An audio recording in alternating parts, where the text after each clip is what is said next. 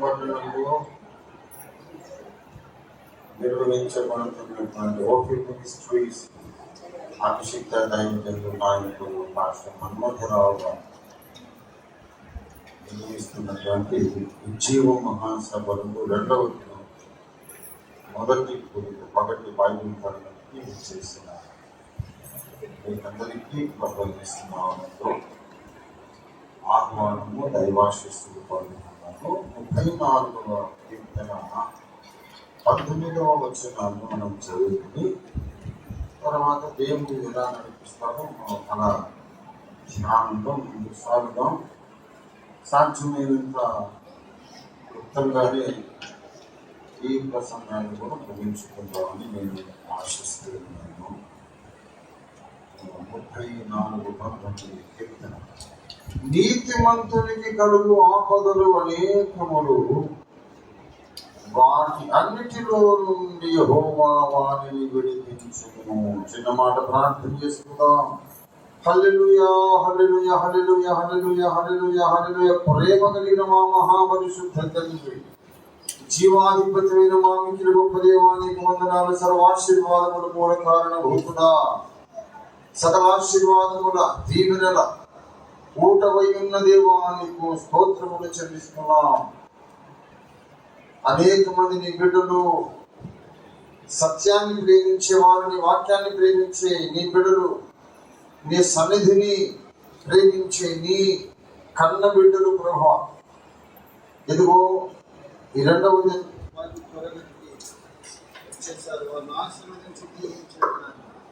ప్రభువానికి వందనాలు. వచ్చిన ప్రతి ఒక్కరితోనూ మీరు మాట్లాడండి. మీ దాసుడు బలహీనుడే, ఒట్టివాడే, ఏమీ తెలియని వాడు, ఎందుకు కూడా పనికిరాని వాడు తండ్రి. అయినా మీ దాసుని మీరు బలపరిచి అభిషేకించి మీ దాసుడు నోట నీ మాట ఇచ్చి నాతో మాట్లాడండి, అందరితోనూ మాట్లాడండి ప్రభు. దేవా, నాతో మాట్లాడు, అందరితోనూ మాట్లాడు.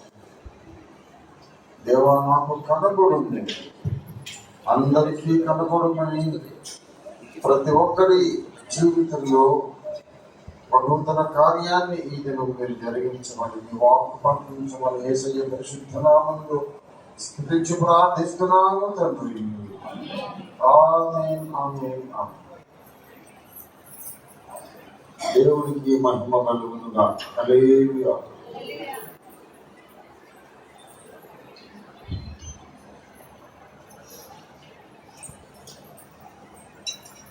ప్రభునందు నా అత్యంత ప్రియులారా, రోమా పత్రిక 3వ అధ్యాయము 10-11 వచనాలు మీరు చూస్తే ఇందులో కూర్చి రాయబడినది ఏమనగా, నీతిమంతుడు లేడు, ఒక్కడును లేడు. ఇది దేవోక్తి, ఇది దేవుని తీర్పు, దేవుని అసెస్మెంట్. మానవ జాతి మీద దేవుడు ప్రకటించిన తీర్పు ఏమిటంటే, నీతిమంతుడు లేడు, ఒక్కడు కూడా లేడు. అదే 3వ అధ్యాయం రోమా పత్రిక 23వ వచనంలో చూస్తే, ఏ భేదములు లేదు, అందరూ పాపము చేసి దేవుడు అనుగ్రహిద్దాం అనుకుంటున్న మహిమను వీడు అందుకోలేకపోతున్నాడు మానవుడు. కనుక అందరూ పాపము చేసినారు. ఇంకా అనేక చోట్ల బైబిల్లో ఇలాంటి మాటలు ఉన్నవి. ఇదే సత్యం చెప్పబడింది. ప్రస్తుతం భూగ్రహం మీద బ్రతుకుతున్న ఆదాము సంబంధిత మానవ సంతతి, మానవ జనాభాలో ఒక్క సింగిల్ పర్సన్ కూడా పాపరహితుడు అన్నవాడు లేడు, నీతిమంతుడు అన్నవాడు లేడు. మనది పాపుల జాతి. మన పాపులను స్వభావాన్ని బట్టి, పాపులు జన్మరీత్యా స్వభావాన్ని బట్టి, క్రియలను బట్టి మనం పాపులం. అలాంటి మానవ జాతితో మాట్లాడుతూ మానవ జాతిలో ఉన్న పరిస్థితిని గురించి మాట్లాడుతూ నీతిమంతుడికి కలుగు ఆపదలు అనేకము అన్నాడు. నీతిమంతుడు లేనే లేడు అన్న తర్వాత ఈ ఆపదల పాలయ్యే నీతిమంతుడు సెల్ఫ్ కాంట్రడిక్షన్ కదా, స్వయం వైరుధ్యం కదా.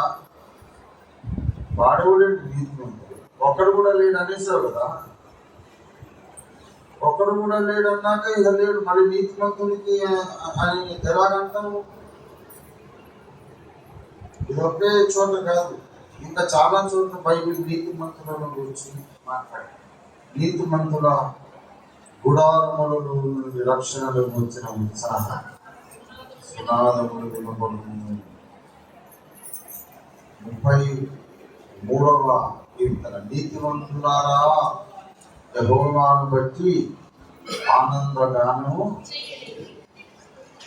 నీతిమంతుడు ఒక్కడు లేడు అన్న తర్వాత మరి నీతిమంతులారా అని ఎలాగా పిలుస్తున్నాడు దేవుడు అంటే,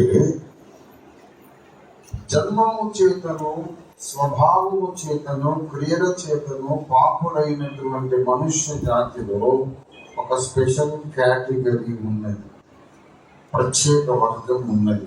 నీతిమంతులు కాకపోయినా దేవుని చేత నీతిమంతులని సర్టిఫికేట్ పొందినటువంటి ధన్యులు, అదృష్టవంతులు.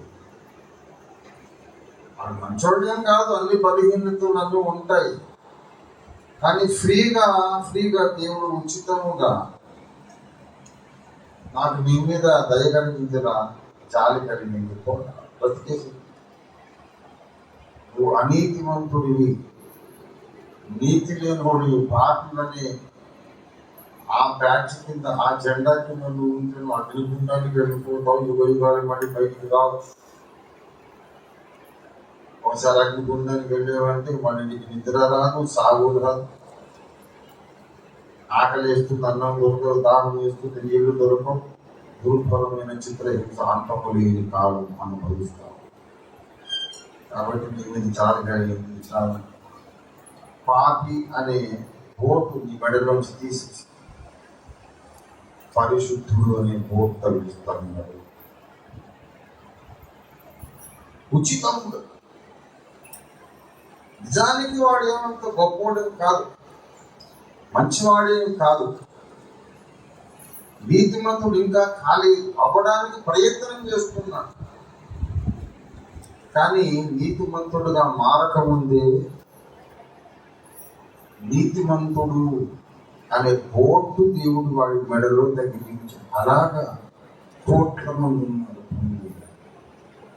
నీతిమంతుడు కాని వాడిని నీతిమంతుడు అనే బోర్డు తగిలించి వాడిని ప్రత్యేకించడం, దీని పేరు ఏమంటారంటే వేదాంత పరిభాషలో నీతిమత్వము అంటారు. ఇంగ్లీష్లో ఏమంటారంటే జస్టిఫికేషన్ అంటారు. 24వ కీర్తన 5వ వచనం చూడండి. వాడు యెహోవా వలన ఆశీర్వాదము నొందును, తన రక్షకుడైన దేవుని వలన నీతిమత్వము నొందును. ఈ నీతిమత్వము నొందును నీతిమంతుడుగా తీర్చబడు, నీతిమంతుడుగా ఎంచబడు, నీతిమంతుడని ప్రకటించబడు, బీయింగ్ డిక్లేర్డ్ యాజ్ righteous. దీని గురించి 32వ కీర్తన 2వ వచనంలో కూడా ఉంది. యెహోవా చేత నిర్దోషి అని ఎంచబడిన వాడు, ఆత్మలో కపటము లేని వాడు దేవుడు ఎంచుతాడట. నిర్దోషి అని ఎంచుతాడు. వాడు నిజంగా వాస్తవ అనుభవంలో వాడు నిజంగా అంత పర్ఫెక్ట్ ఏమి కాదు, వాడిలో కూడా బలహీనతలు ఉన్నాయి. కానీ దేవుడు అతన్ని నీతిమంతుడని, ఆమెను నీతిమంతురాలని పెంచి ప్రకటిస్తాడు. దీన్ని నీతిమత్వము అంటారు. ఇలా నీతిమత్వము నొందిన వారు కోట్ల మంది భూగ్రహం మీద జీవిస్తున్నారు. ఇది ఒక మహాద్భుతం. రోమాపత్రిక 8వ అధ్యాయములో కూడా 33వ వచనం చూడండి. దేవుని చేత ఏర్పరచబడిన వారి మీద నేరము మోపువాడెవడు?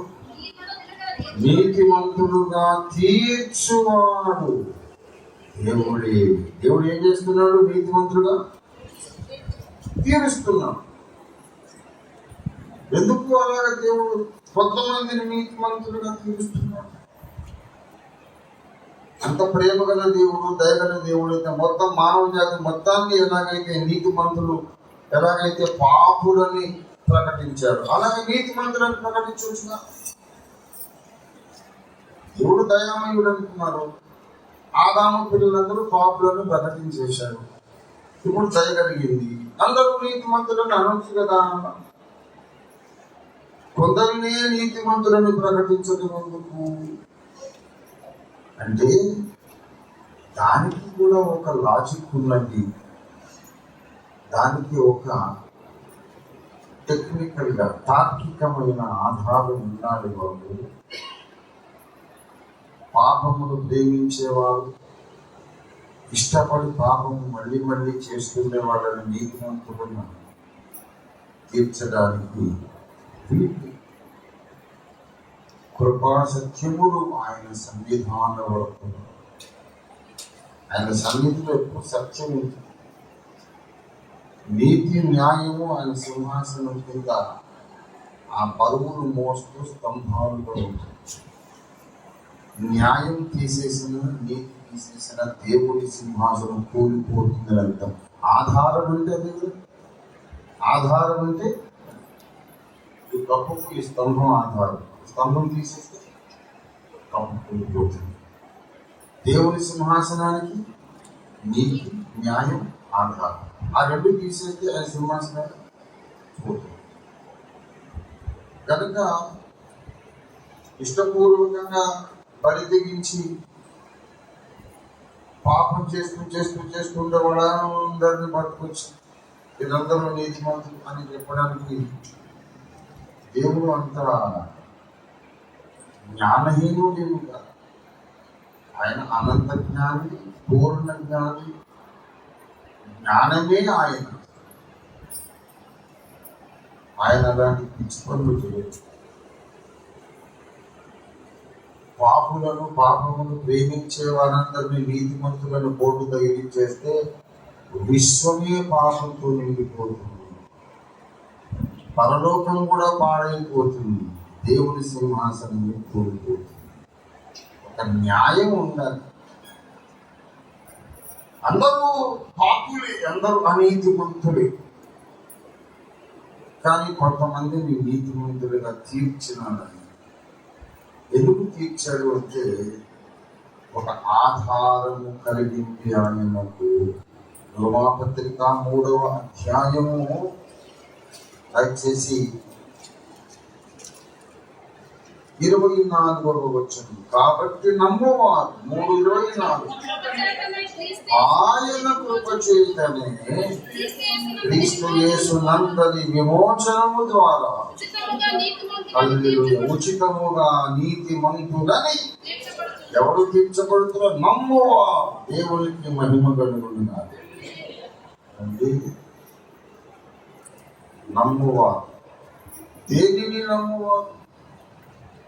ఎవరిని నమ్మువారు అంటే 22వ వచనంలో చెప్తారు.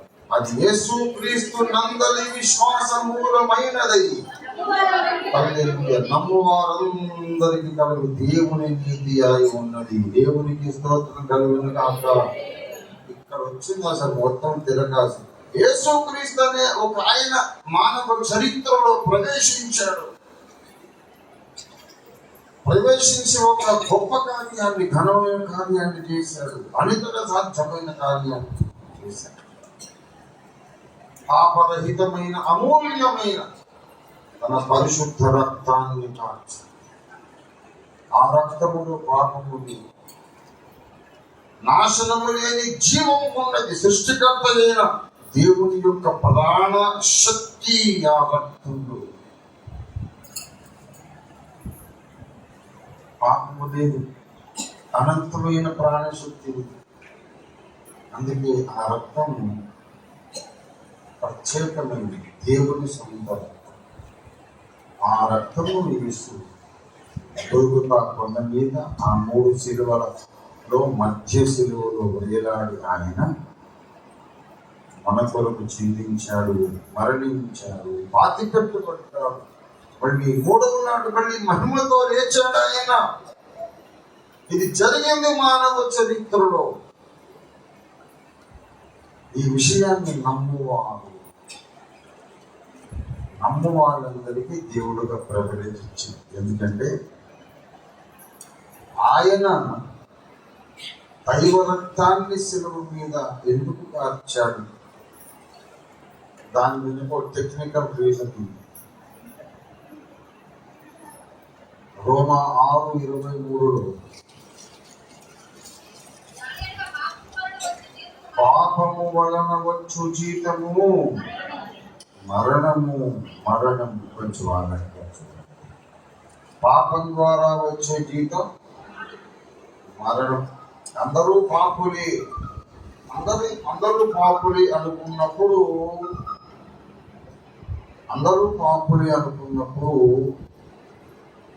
అందరూ మరణించారు. మరణం అనేది అందరికీ దేవుడు విధించాడు. అందరికీ మరణము సంప్రాప్తమాన. మరణము అనగా నిర్వచించండి. మరణం అనగా అర్థం ఏంటి అంటే ప్రాణాన్ని పోగొట్టుకో. ప్రాణం వెళ్ళిపోవడమే మరణం. అయితే ప్రాణం వెళ్ళిపోవడమే మరణం కాదు, ఇంకా రెండో మరణం కూడా ఉంది. సమస్తమునకు జీవాధారకుడైన దేవుని నుండి శాశ్వతంగా వేరు చేయబడడం రెండవ మరణం. అది అగ్నిగుండములో పడవేయబడడం. కనుక ఇప్పుడు వీళ్ళను ఆ నరకము నుండి తప్పించాలంటే వాళ్ళ బదులుగా వాళ్ళ ప్రాణం వాళ్ళు ఇచ్చేసారు. వాళ్ళ బదులుగా ప్రాణం ఇచ్చేవాడు ఇంకొకడు కావాలి. ఆయన ఇచ్చే ప్రాణం ఎటువంటిది ఉండాలంటే ఒకడికి సరిపోవాలి, అది 100 మందికైనా సరిపోవాలి, 1,00,000 మందికైనా సరిపోవాలి, 1,00,00,000 మందికైనా సరిపోవాలి, 1,000 కోట్ల మందికైనా సరిపోవాలి, 1,00,000 కోట్ల మందికైనా. అంతము లేని ప్రాణశక్తి ఉండాలి. అటువంటి శక్తి దేవుని ఒక్కటిగా ఉన్నది.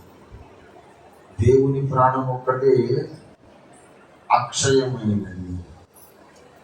కనుక దేవుడే తన ప్రాణాన్ని శిలువ మీద పెట్టించింది. అందుకే యేసు కార్చిన రక్తము దేవుని రక్తం అన్నాడు పౌలన్న. అపొస్తలుల కార్యాలు 20వ అధ్యాయం 28వ వచనం.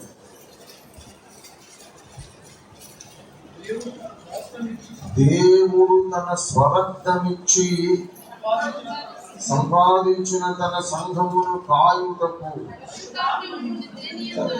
పరిశుద్ధాత్మను అధ్యక్షుడిగా నియమించాడు అన్నాడు. అది వేరే సబ్జెక్ట్. కానీ దేవుడి సంఘముడు ఎలా సంపాదించారంటే తన సొంత రక్తం. ఎవరి రక్తం అది? దేవుడు ఆత్మయ్య ఉన్నాడు అని యేసయ్య చెప్పాడు లేదా? దేవుడు ఆత్మయ్య. మరి ఆత్మకు రక్తం ఉంటుంది. రక్తమాంసములు దేవుని రాజ్యాన్ని స్వతంత్రించుకోవాలన్నారు. దేవునికి ఎక్కడికి రక్తం? దేవుని రక్తాన్ని ఆయన ఇవ్వడం అంటే సమీపించరాని తేజస్సులో ఉన్న ఆ మహాదేవునికి రక్తములు ఒక ప్రత్యక్షతగా బయటకు వచ్చి పరలోక దర్బారులో సింహాసనాసీనుడైన దేవునికి రక్తం. అసలు ఆయనకి ఎప్పుడూ రక్తం లేదు, కానీ ఒక రక్తాన్ని ఆయనే సృష్టించుకొని అందులో తన యొక్క అనంతమైన జీవాన్ని ప్రతిష్ఠించాడు. దేవుని స్తోత్రం. ఆ రక్తము కన్య మరియమ్మ గర్భములో ఏర్పరచబడ్డ పిండము, యేసు అనే పిండములో తయారైన ఆ ఆ రక్తంలో దేవుడు తన అనంతమైన జీవాన్ని ప్రతిష్ఠించాడు. ఈ విశ్వంలో ఎన్నో రకాల రక్తం ఉంది. జంతువుల రక్తం, పక్షి రక్తం, మానవ రక్తం.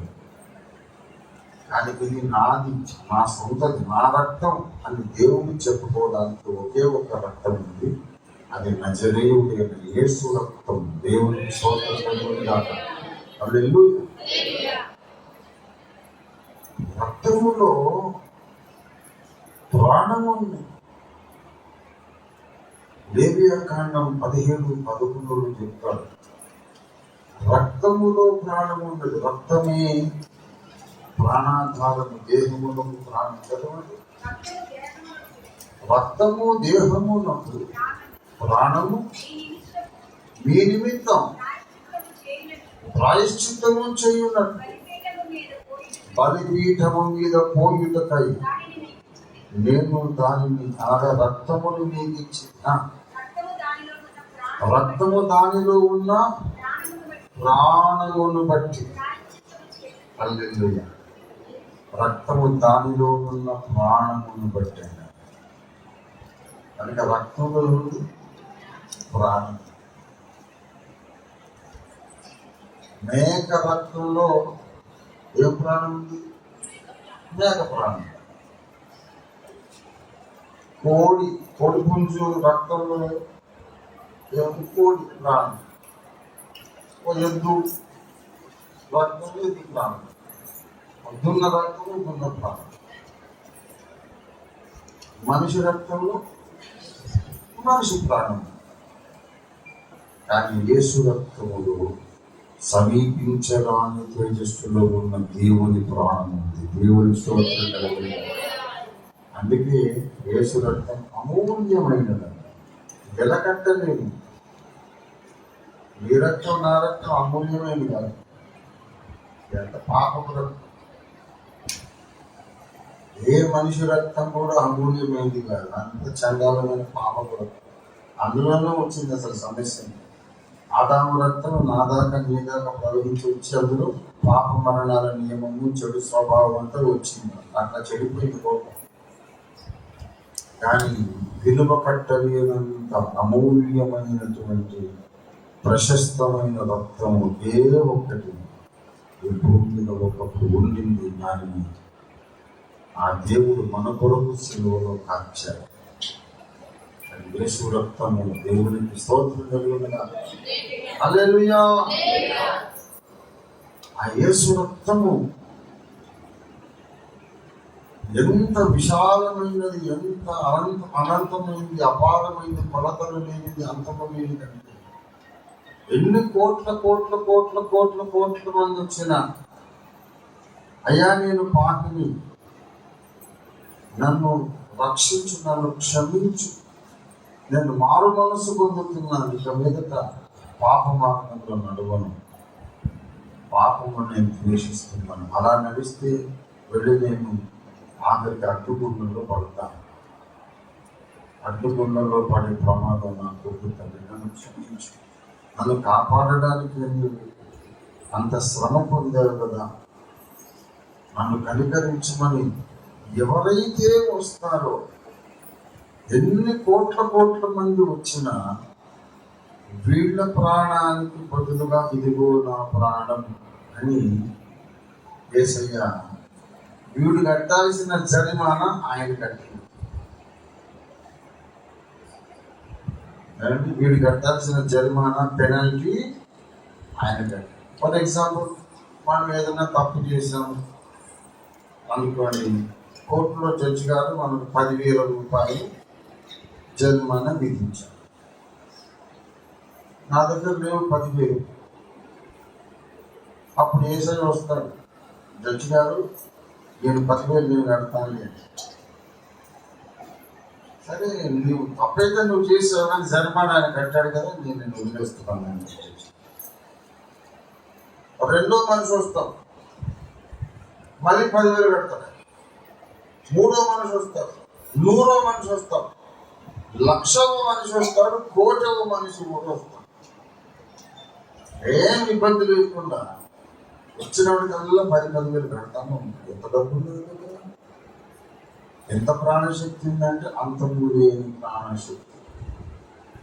ఎందుకంటే మరియమ్మ గర్భములో ఏర్పడిన పిండములో సమీపించరాని తేజస్సులో ఉన్న దేవుని ప్రాణశక్తి ప్రతిష్ఠించబడింది. దేవునికి స్తోత్రం కలుగునుగాక.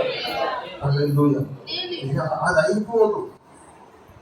ఎన్ని కోట్ల మంది వచ్చినా సరే అయిపో. అదే నాలుగు కూర్చున్నాడు అనుకోండి జడ్జి దగ్గర కోర్టులో, ఎవరైనా కొంతమందికి వాళ్ళు సహాయం చేద్దామని ఒకడు వచ్చాడు, 10,000 నేను కట్టాను.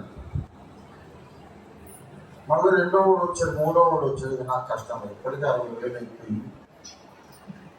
800 మందికి 15,000 కడతాను బాబు, నాకు చిప్ప చేతికి వచ్చేటట్టుంది, ఇక నేను ఎవరికి నేను కట్టను అనే పరిస్థితి నాకైతే వస్తుంది. కానీ యేసు ప్రభు వారు కృప చూపుట ఎందు ఐశ్వర్యము దేవుని స్తోత్రం కలుగునుగాక. ఆయనకి ఇబ్బంది లేదు. అందరూ ఇంకా రండి రండి రండి రండి, ప్రయాసపడి భారము మోసుకొని వచ్చిన సమస్త దేవులారా రండి. సమస్త దేవులు రావాలా? అంతమంది వస్తే అంతమందికి 10,000 ఎక్కడి నుంచి కడతామంటే కోటి దిక్కులోడా. ఇట్లాంటి కోటి ప్రపంచాలకైనా సరిపడేంత కృపా మహదేశ్వరి ఉంది నా దగ్గర. రండి పర్వాలేదు అంటాడు. దేవుని స్తోత్రం కలిగింది. హల్లెలూయా. ఈ రక్షణ యజ్ఞమును దేవుడే నరాకారం వ్యక్తి సిలువలో చేశాడు కాబట్టి దానిని విశ్వసించిన వారు ఆయన ఉచితముగా నీతి మత్వమును ఇస్తున్నాడు. నువ్వు నమ్మావు కాబట్టి నమ్ము వారందరికీ ఉచితముగా ఆయన అనుగ్రహించు దైవ నీతి. దేవునికి స్తోత్రం కలుగునుగాక. కనుక ఆ విధంగా నీతివంతులైనడంటే ఇంకా డైరెక్ట్గా చెప్తున్నారు ఏంటంటే, యేసుక్రీస్తును తన హృదయములో నేర్చుకొని యేసయ్యా నా పాపాలు క్షమించమని వేడుకొని బాప్తిస్మ జలాలలో ఆయనకు విధేయులైన వారందరికీ దేవుడు నీతిమత్వమును ఇచ్చేస్తాడు. ముందుగా నీతిమంతులను ప్రకటించి తర్వాత వారి నీతిమంతులను చేస్తారు. దేవుని స్తోత్రం కలుగునుగాక. హల్లెలూయా. నా సేవారంభంలో వచ్చిన బాగుంది. అందరిని అడుగుతాం కదా, పెద్దగా నువ్వేమవుతావు? ఒకటి నేను టీచర్ అవుతాను, ఒకటి నేను లాయర్ అడ్వకేట్ అవుతాను, ఒక పోలీసు అవుతాను. అబ్బాయి అంటే పోలీస్ అవుతాను. ఎందుకు పోలీస్ అంటే ఎడా కూడా అందరినీ తోవచ్చు. వాడికి అదే కూడా వీక్నెస్. లాఠీ పట్టుకొని ఇంతమందిని తోగినా సరే కేసు ఉంటుంది. కనుక నేను పోలీస్ అవుతాను. చిన్న పిల్లలు అలాగా ఒక బాబు నేను డాక్టర్ అవుతాను. నేను వాడిని సరే ఇప్పటి నుంచి నేను చెప్తాను నువ్వు డాక్టర్. వాడు ఎల్కేజీ. నేను ఏమంటున్నాడు వాడిని ఎప్పుడు వెళ్ళినా, డాక్టర్ గారు ఏంటి బాగున్నారా, డాక్టర్ గారు నాకు ఇంజక్షన్ వేయండి అంటే చెప్పని గుగ్గులు చెప్పి చేసేవాడు. రాదుగా అదేం కదా డాక్టర్ కదా, సరే డాక్టర్ అయ్యాక వేస్తాను వెళ్తాను. అప్పుడు వేస్తాను కదా, అప్పుడు వస్తే రోజు చేస్తా ఇంజక్షన్. ప్రతిరోజు చేస్తాడు వాడు. ఆ రోగం ఉన్నా లేకుండా వేస్తారు. అలాగే పిల్లలతో ఆడుకొని వాడిని ముక్తి చేసి ఆరాధన చేసి ఎంజాయ్ చేస్తూ చూస్తూ ఉంటాను. వాడు 10th పాస్ అయిపోయింది. డాక్టర్ గారు అంటేనే ఉన్నా. చూస్తుంటే నా కళ్ళ ముందు వాడు ఇంటర్లో వెళ్ళిపోయాడు. బైపీసీ తీసుకున్నాడు. ఫస్ట్ క్లాస్లో పాస్ అయినాడు. తర్వాత వాడు ఎంబీబీఎస్ కూడా మొదటి నుంచి మేము డాక్టర్ అనుకుంటే ఇప్పుడు వాడు నిజంగా హౌస్ సర్జన్స్ కూడా అయిపోతుంది, ఇంటర్న్షిప్ అయ్యి జాబ్ పెట్టాడు, ప్రాక్టీస్ పెట్టాడు. ఇలాగా మేము వాడిని డాక్టర్ అని పిలిచినప్పుడు వాడు డాక్టర్ కాదు, కానీ కొన్ని సంవత్సరాల ప్రయాస తర్వాత వాడు నిజంగా డాక్టర్. నేను వాడిని డాక్టరు అని పిలిచి డాక్టర్ అయిపోయాడు. అలాగే యేసయ్య నీతిమత్వమునిచ్చి పరిశుద్ధులారా నీతిమంతులారా అని పిలిచి కొన్ని సంవత్సరాలకు నిజంగా వాస్తవముగా నీతిమంతురాలు వాస్తవంగా పరిశుద్ధులైపోతారు. దేవునికి స్తోత్రం కలుగునుగాక. హల్లెలూయా. ఈ ప్రాసెస్ ఏమంటారంటే శాంక్టిఫికేషన్ అంటారు. నీతిమంతులుగా మార్చుట, నీతిమంతులుగా తీర్చుటని ఏమంటారు? నీతిమత్వము, జస్టిఫికేషన్. నీతిమంతులుగానే వాళ్ళను మార్చుట, వాస్తవ జీవితానుభవంలో వాళ్ళను వాస్తవంగా నీతిమంతులుగా చేయడము ఏమంటారంటే శాంక్టిఫై చేయడం, అనగా పరిశుద్ధ పరచుట. దేవునికి స్తోత్రం కలుగునుగాక. హల్లెలూయా. నీతిమంతుడు అనగా అర్థం ఏంటి అంటే, మొట్టమొదట మన నీతికి ఆధారమైన యేసును మన సొంత రక్షకులుగా హృదయంలో చేర్చుకుంది. ఆయనకు విధేయుతమై నీటి బాప్తిస్మం తీసుకున్న వాళ్ళు మాత్రమే నీతి. మళ్ళీ ఈ బాప్తిస్మం తీసుకుంటారు మధ్యలో ఈ రక్తం వరకు బాగానే ఉంది, విధేయత. అదెందుకు బాప్తిస్మము? అనవసరంగా బట్టలు తడుస్తాయి, బట్టలు మార్చుకోవాలి. హృదయంలో విశ్వాసం ఉంచడం సరిపోదా? సరిపోదు నాయన, కొంచెం ఓపిక వినాలి. దేవుడు ఏదైనా చేస్తే చాలా టెక్నికల్గా, లాజికల్గా, తర్కబద్ధంగా చేస్తాడు. అనంత జ్ఞాని కదా, అంత ఇంపేషన్స్, అసహనం అంటే కుదరదు. నువ్వు నమ్మితే మంచిదే, కానీ ఇంకా ఎక్స్ట్రా ఉంటుంది నువ్వు చేయాల్సింది. అదేంటంటే లోబడాలి. హెబ్రీ పత్రిక 5వ అధ్యాయం 8-9 వచన చదవండి దయచేసి. ఆయన కుమారుడై ఉండి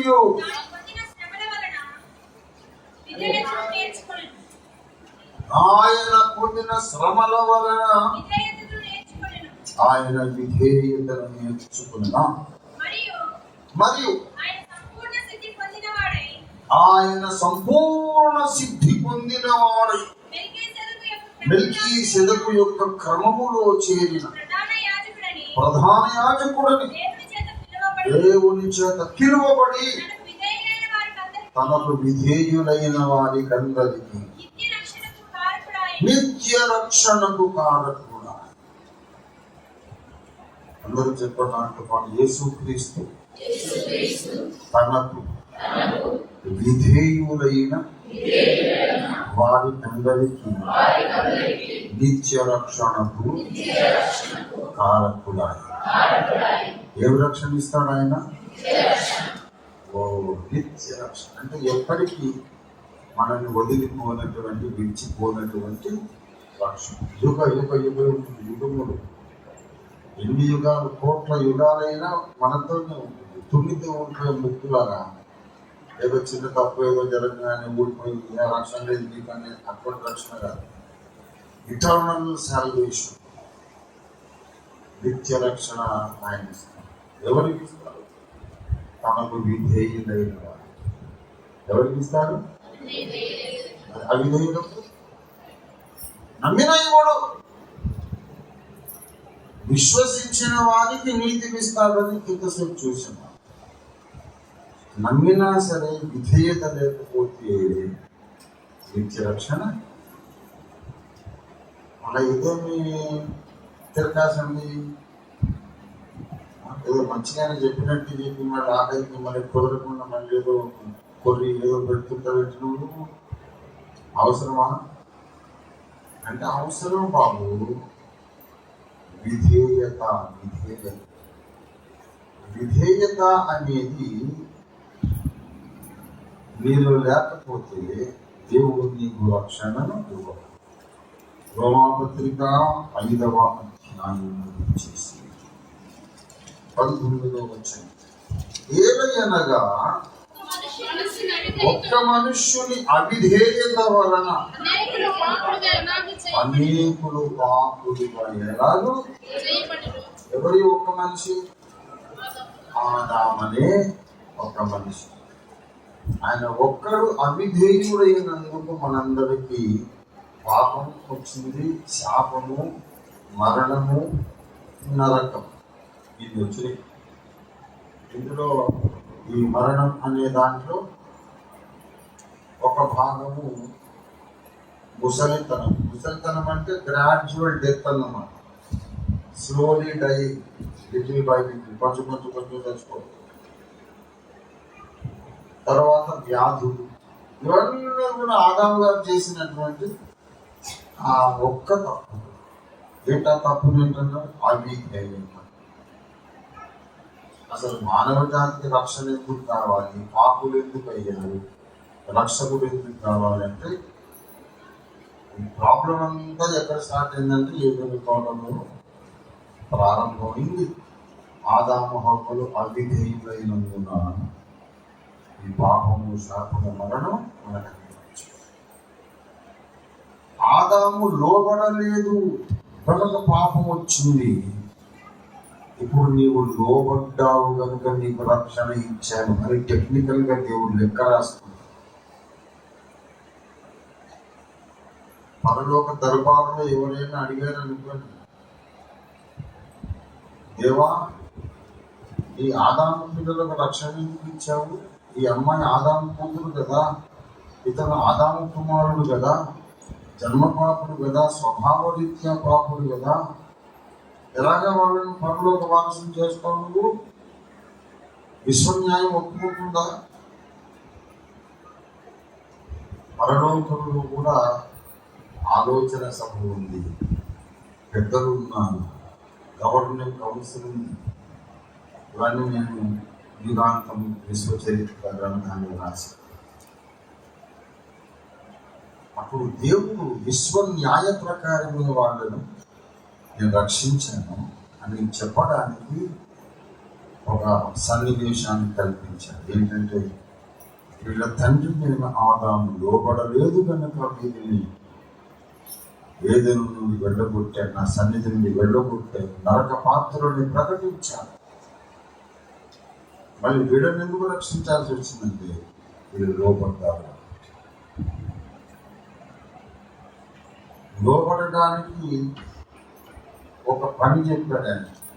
విధేయుడవునో కాదో పరీక్షించుకోవాలంటే ఏం చేయాలి? ఒక మనిషి విధేయుడో కాదో పరీక్షించాలంటే ఏం చేయాలి? ఒక పని చెప్పి చూడాలి, చేస్తాడో లేదో. నేను ఇక్కడ ఉండి ఒక ఎగ్జాంపుల్ చెప్తున్నాను. టీ తీసుకున్నాను ఆయన, ఒక ఎగ్జాంపుల్ బాబు అంటే చూడాలి. విధేయుడు ఆయన. నాన్నగారి నోటి అనే మాటకు దిగులు లేదు. అలాగా కూడా బాబు టీ తీసుకున్నాను అని అంటే నాకు ఇప్పుడు ఎందుకో పడితే చాలా టీ తాగేసేవాళ్ళు. వద్దులేదు, ఇప్పుడు అవసరమా? బోధకి వాక్యం కానీ ఏంటి టీ తాగుతా 40 గంటలు కూర్చోబెడతామా? మొదలు ముగించు. ఇవ్వను, నాకు ఇవ్వాలనిపిస్తే ఇస్తాను. ఇలా మాట్లాడేది అనుకోండి, నిజంగా మీద సరే బాబు తీసుకురాని అలాగంటే అతను అవిధేయుడు అన్నమాట. సరే బ్యాక్ టు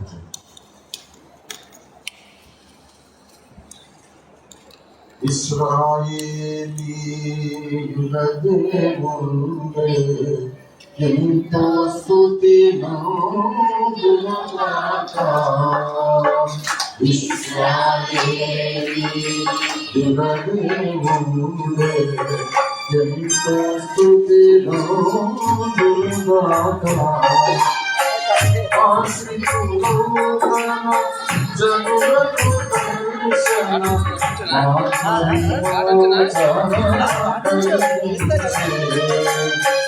ఆశ్రితులు జనులకు దర్శన ఆత్మ విమోచన కలిగించే.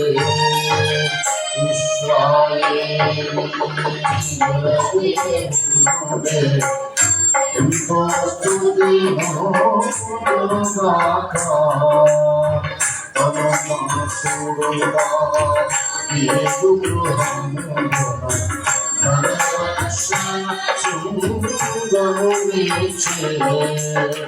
తన మనసుగా యేసు గృహమున మన రక్షణ చూడము నీచే. మన శత్రువులకు దేశముండియు మనలను వాటి రక్షణించే. మన శత్రువులకు దేశముండియు మనలను రక్షణించే. ఇశ్రాయేలీ దినదేవుడే,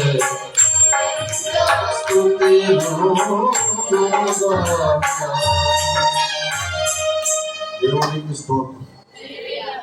విధేయత పరీక్షించాలంటే, ఒకడు విధేయుడు కాదు తెలుసుకోవాలంటే ఏం చేయాలి? ఒక పని చెప్పి చేస్తాడో లేదో, నువ్వు చేస్తావో లేదో నీ విధేయతను పరీక్షించడానికి, విధేయుడివి విధేయురాలని నువ్వు నిరూపించుకుంటే నీకు రక్షణ ఇవ్వడానికి దేవుడు ఇచ్చిన ఒకే ఒక ఆజ్ఞ బాప్తిస్మము. మిగతా ఆజ్ఞలన్నీ రక్షణ పొందిన వాళ్ళకే ఉన్నాయి. రక్షణ ఇంకా పొందలేదు, ఇప్పుడు పొందాలి. దేవుడు మనకు రక్షణ ఇవ్వాలి. ఇవ్వకముందు నా విధేయత చూపించుకోవాలనేది ఒకే ఒక ఆజ్ఞ బాప్తిస్మం. బాప్తిస్మము ద్వారా నీవు దేవునికి లోబడుతున్నావు. బాప్తిస్మం ఇచ్చే దైవజనుడు నీళ్ళలో దిగుతాడు. ఆయన ఏమనుకుంటాడు? నేను ఎందుకు బాప్తిస్మం ఇస్తున్నాను? ఇవ్వమని ఆ పెద్ద ఆయన చెప్పాడు. నాకు ఇండియన్ గవర్నమెంట్ కానీ రాజ్యాంగం కానీ ఎవరు చెప్పడా, సృష్టికర్త దేవుడు చెప్పాడు. బాప్తిస్మం ఇవ్వమని ఆయన చెప్పాడు కనుక నేను తీసుకునే వాళ్ళు కూడా ఏమనుకుంటారు?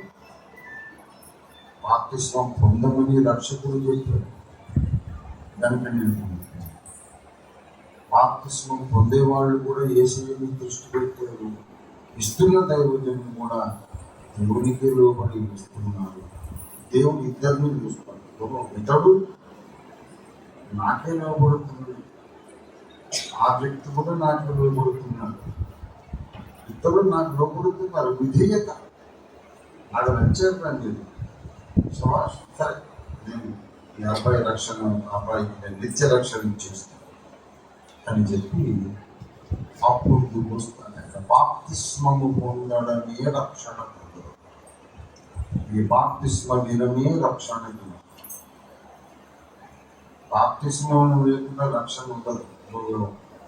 10 సంవత్సరాలు రావచ్చు, 100 సంవత్సరాలు చర్చికి రావచ్చు, రక్షణ. 100 సంవత్సరాలు క్రిస్మస్ కేకులు కట్ చేసి స్టార్లు పెట్టి ఎన్నైనా చేయవచ్చు. ఎన్ని చర్చలకైనా కోట్ల రూపాయలు కానుకలు ఇవ్వచ్చు. నీకు రక్షణ ఉండదు. నమ్మి స్టార్ పెట్టువాడు రక్షింపబోదును అని చెప్పాడా? నమ్మి దశమ భాగం ఇచ్చినవాడు రక్షింపబోతున్నాడు. ఏమన్నా నమ్మి రెగ్యులర్గా చర్చకొచ్చిన వాడు రక్షింపబడుతున్నాడు. నమ్మి సభలలో పాటలు పాడేవాడు రక్షింపబడు అన్నాడు. అవన్నీ కాదు బాబు, నమ్మి బాప్తిస్మము పొందువాడు రక్షింపబడు.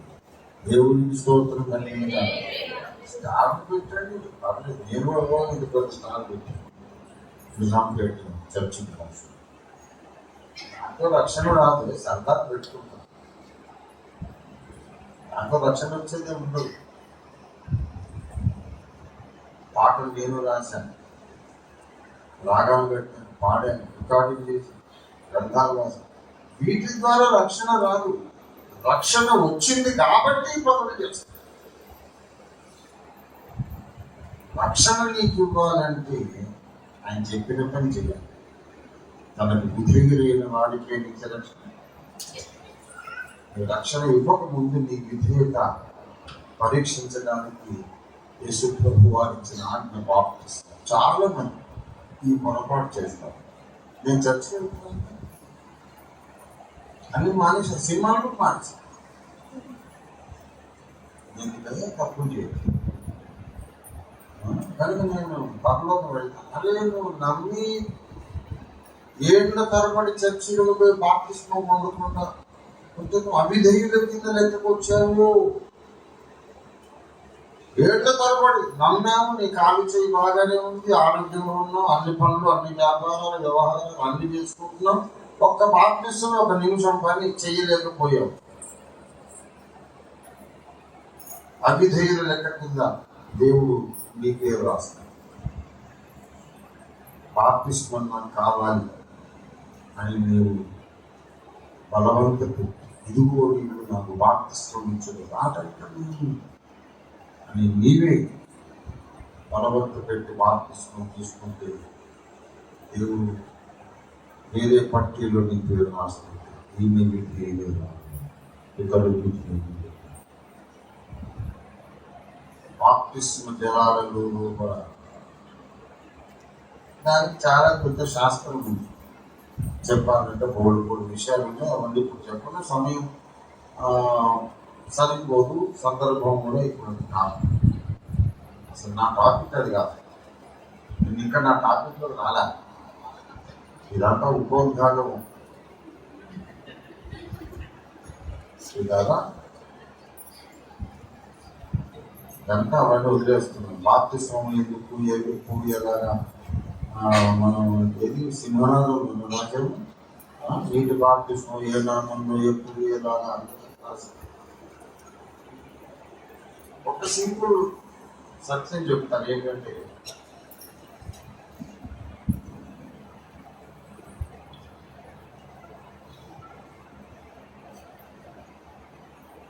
విధేయతను పరీక్షించడానికి బాప్తిస్మమునే ఎందుకు దేవుడు ఆజ్ఞగా ఇచ్చాడు. ఇంకేదైనా ఇవ్వచ్చు. విధేయతను పరీక్షించడానికి బాప్తిస్మం పొందడమే ఒక పరీక్ష అనే ఆజ్ఞ ఎందుకు ఇచ్చాడు. ఇంకేదైనా ఇవ్వచ్చుగా అని అంటే అది దేవుడి ప్రేమకు నిరూపణ. ఎందుకంటే ఇంకా ఏ ఆజ్ఞ ఇచ్చినా అందరూ రక్షణ పొందలేదు. ఉదాహరణ, కనీసం గ్రాడ్యుయేషన్ డిగ్రీ పాస్ అయిన వాళ్ళకి నేను రక్షణ ఇస్తాను అన్నాడు. ఎన్ని కోట్ల మంది నరకానికి పోతాను. కనీసం 10 లక్షలు ఫీజు కట్టిన వాళ్ళకు నేను రక్షణ ఇస్తాను అన్నాడు అనుకోండి. మరి నిరుపేదలందరూ నరకానికి. 10 లక్షలు ఎంతమంది? 10,000 తెలియని వాళ్ళు ఉన్నారు. మహాజ్ఞానవంతులకే రక్షణ ఇస్తానంటే అమాయకులు నిలిపోయి. కొంతమందికి అదే చదువు మాత్రం బుర్రకెక్కదు. ఎంత ట్రై చేసినా వాడు 10th క్లాస్ దాకా ఎక్కువ. 7 సార్లు 10 సార్లు ఒక మీద మన అక్కడ ఉత్తరాది రాష్ట్రాల్లో 10th క్లాస్ పాస్ రావడానికి ట్రై చేసి 70 ఏళ్ళు వచ్చినాయి. 70 ఏళ్ళ తర్వాత 10th పాస్ అయ్యాడు. ఎట్లా అయ్యాడంటే కోవిడ్ పాస్ అయ్యాడు. కోవిడ్ పాస్ అయ్యాడు. అందరూ ఆయన బయట పుష్పపుచ్చాలు పట్టుకుంటారు, కంగ్రాచులేషన్.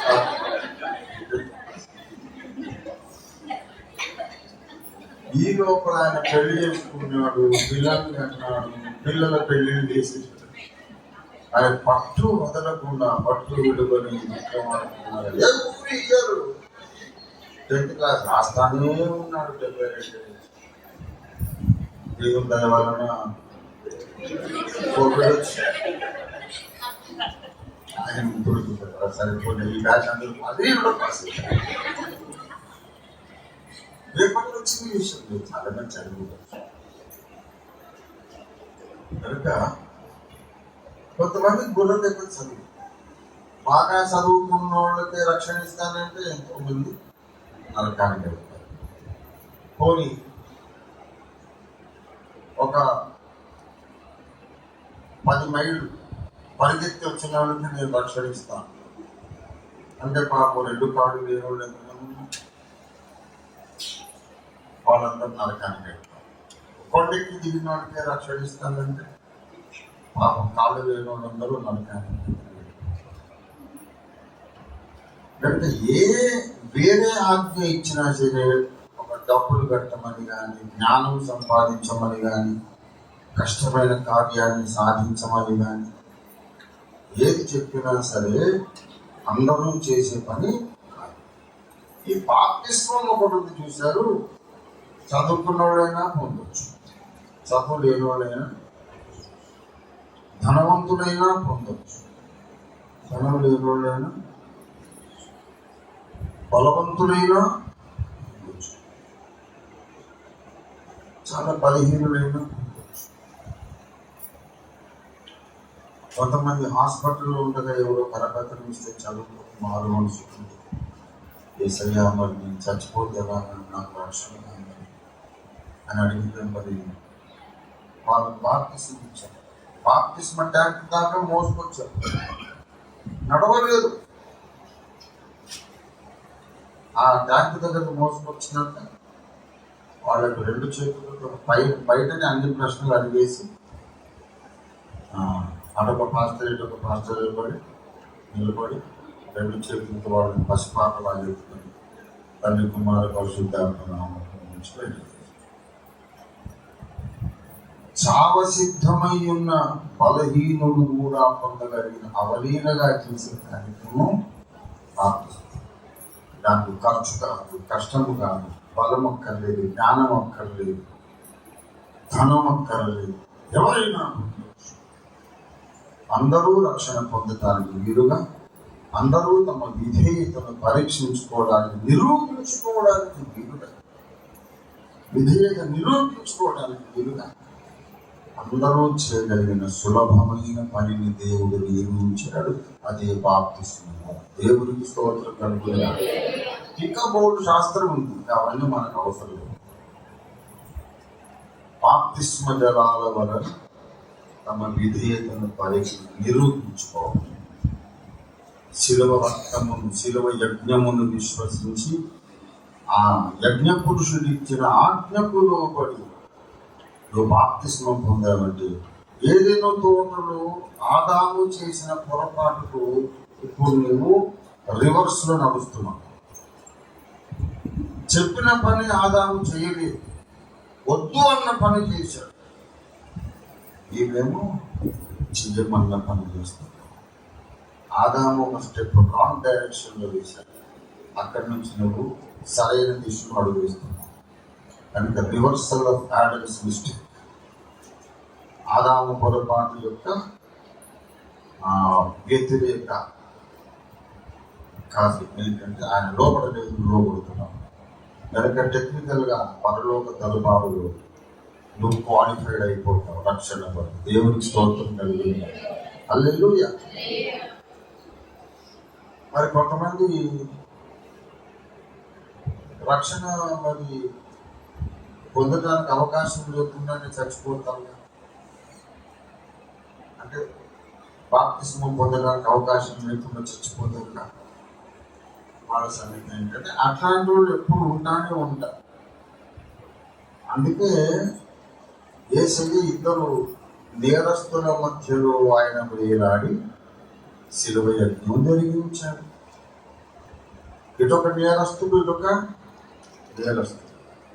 ఒకవైపు నేరస్తుడేమో చివరి వరకు కఠిన హృదయుడు, యేసును అవహేళన చేశాడు, అపహాస్యం చేశాడు.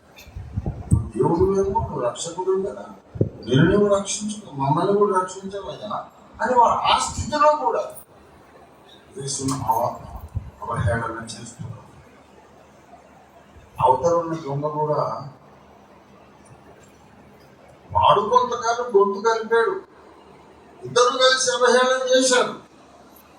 కాసేపు వాడికి మనోనేత్రాలు తెరుచుకున్నాయి. ఇంత శ్రమను ఆయన ఎంత హుందాగా భరిస్తున్నాడు. ఈయన సామాన్యుడిగా అనుకునేసరికి వాడు మనోనేత్రాలు తెరుచుకున్నాడు. ఇది నిజముగా దేవుడి కుమారుడు అని అర్థమైంది. యేసయ్య, నీవు నీ రాజ్యములోనికి వచ్చినప్పుడు నన్ను జ్ఞాపకం చేసుకున్నాడు. ఒకవైపు ఏమో మారు మనసు పొందని నేరస్తుడు, ఇటువైపు మారు మనసు పొందిన నేరస్తుడు. వాడు దొంగ మారు మనసు పొందాడు, యేసునందు విశ్వాసం ఉంచాడు, ప్రార్థన చేశాడు, కానీ బాప్తిస్మం పొందలేదు. బాప్తిసం పొందాడా? యేసు నన్ను జ్ఞాపకం చేసుకొని రాజ్యంలో అనంటే, జ్ఞాపకం చేసుకుంటాను ముందు నువ్వు ఆ మేకులు ఊడబీక్కొని నువ్వు పోయి బాప్తిస్మం పొందిరా, అప్పుడే రక్షణ ఇస్తాను అని అనలేదుగా. నేడే నీవు నాకు కూడా పరదేశంలో ఉంటూ అన్నాడు.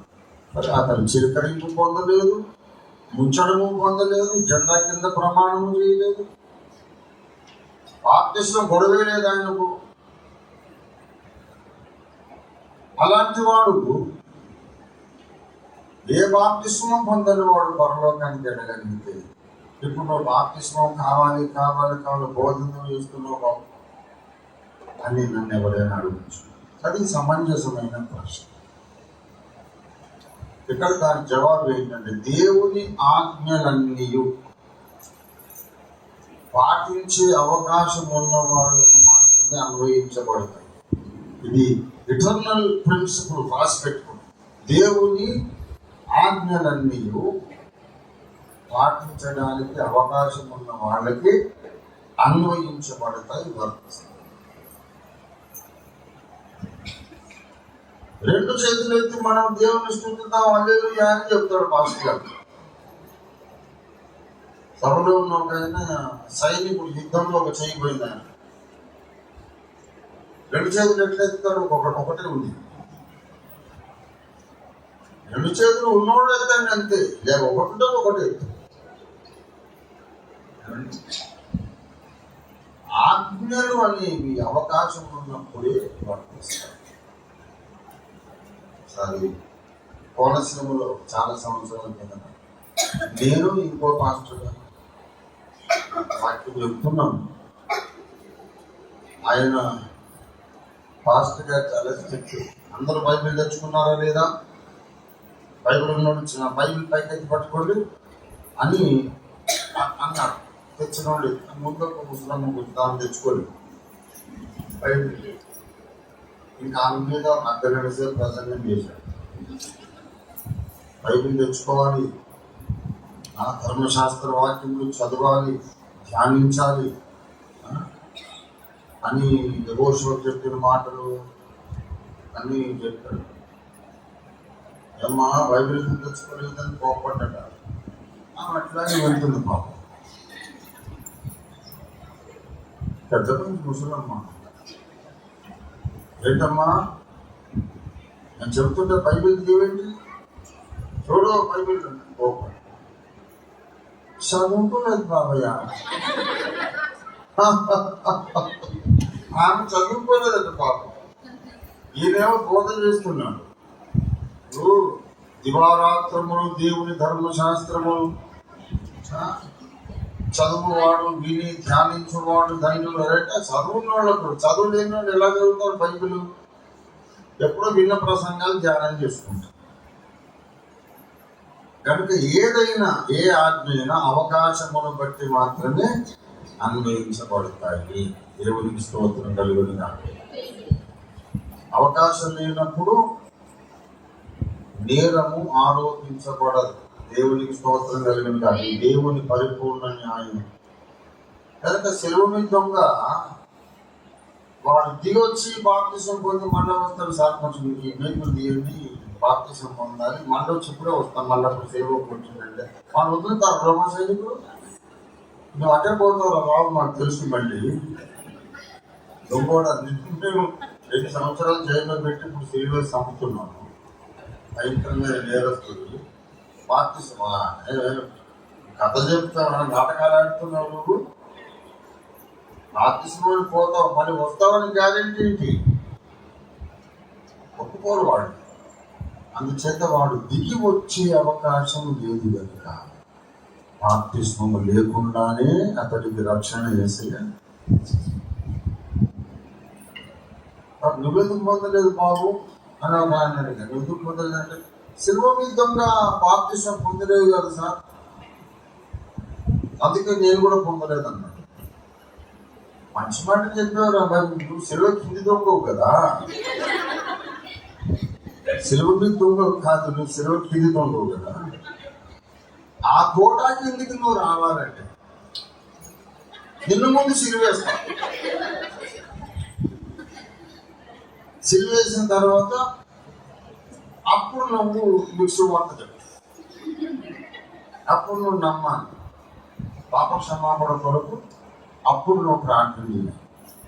అప్పుడు యేసయ్య అంటాడు, సిలువ మీద ఉన్నావు కదా, నువ్వు ఆ దొంగ కోటాకి నువ్వు వచ్చే పరుదుతాను. మరి సిలువ ఏమంటావు? నువ్వు సిలువ మీద దొంగ కోటా కింద నువ్వు కింద నడుస్తే ఎలా వస్తావు?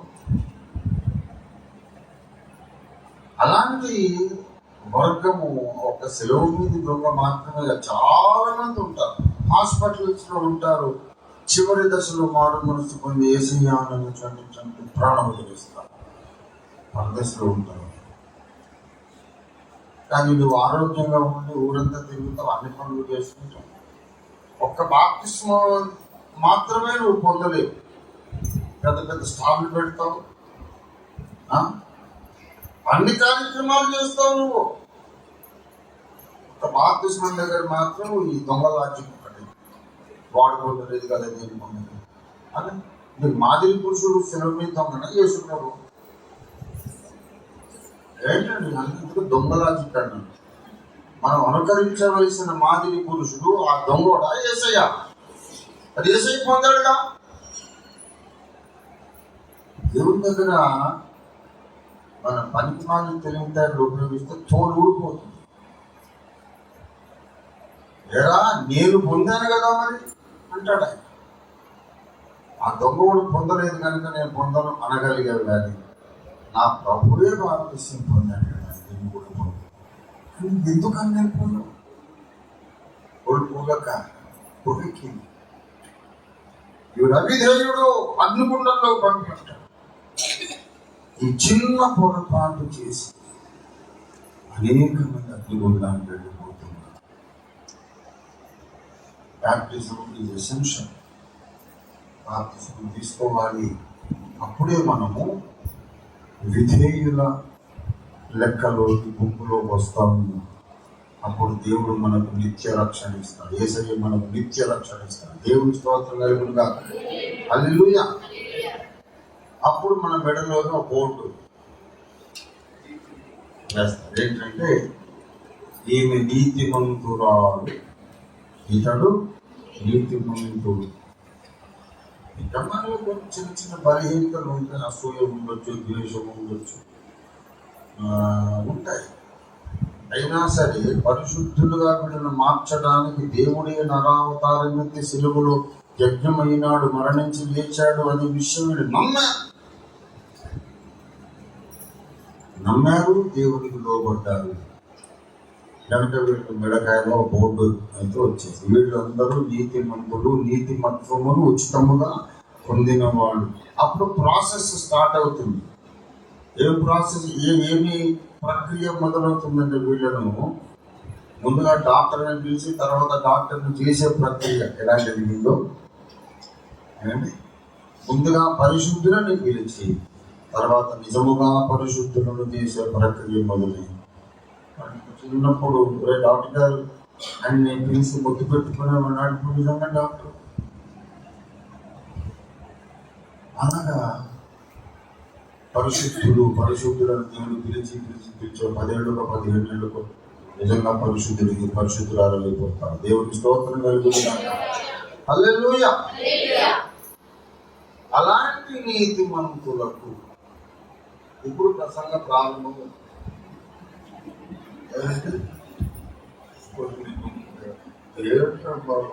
మనిషిమైన అంతరిక్షంలో బుద్ధిజీవుల్లో ఉన్నారు. భూమి మీద అయితే బుద్ధిజీవులు ఉన్నారు. గంట సేపు ఇప్పుడు ప్రసంగం మొదలంటాడు. ఎందుకన్నా డిసిప్లిన్ ఉండాలండి. టైం ప్రకారం మాట్లాడే టైం ప్రకారం నేను కూడా ఇంకా పరిశుద్ధపరచబడలేదు. ఇంకా టైం ప్రకారం ముగించిన పరిశుద్ధత నాకు రాలేదు. వెళ్ళిగా నేను పరిశుద్ధపరచబడుతుంది. పూర్తిగా నేను సంపూర్ణమైనప్పుడు టైం ప్రకారం మొదలుపెట్టి టైం ప్రకారం ముగిస్తాను. తనకి బోధన నాకు రాలేదండి. బోధన చేయడం నేర్చుకోవాలా, ఇదే బాధ. అసలు నేను చెప్పబోతున్న విషయానికి పునాది వేయడానికి గంట అవుతుంది. గంటలో ఏం ముగిస్తాను? ఇప్పుడు ఫౌండేషన్ వేసే బేస్మెంట్, ఇప్పుడు ఇల్లు కట్టాలి.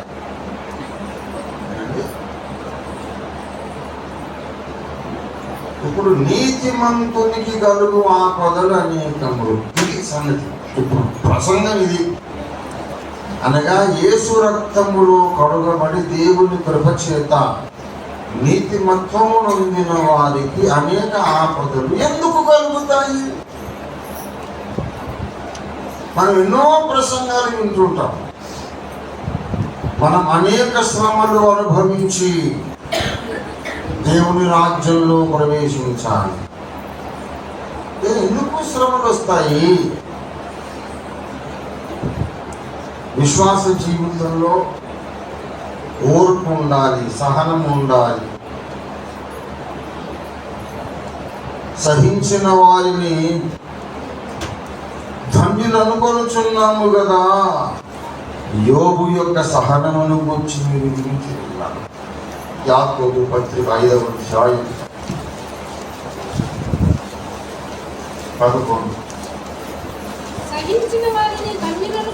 సహించిన వారిని ధన్యులను కొనుచున్నాము కదా. మీరు యోబు యొక్క సహనమును గూర్చి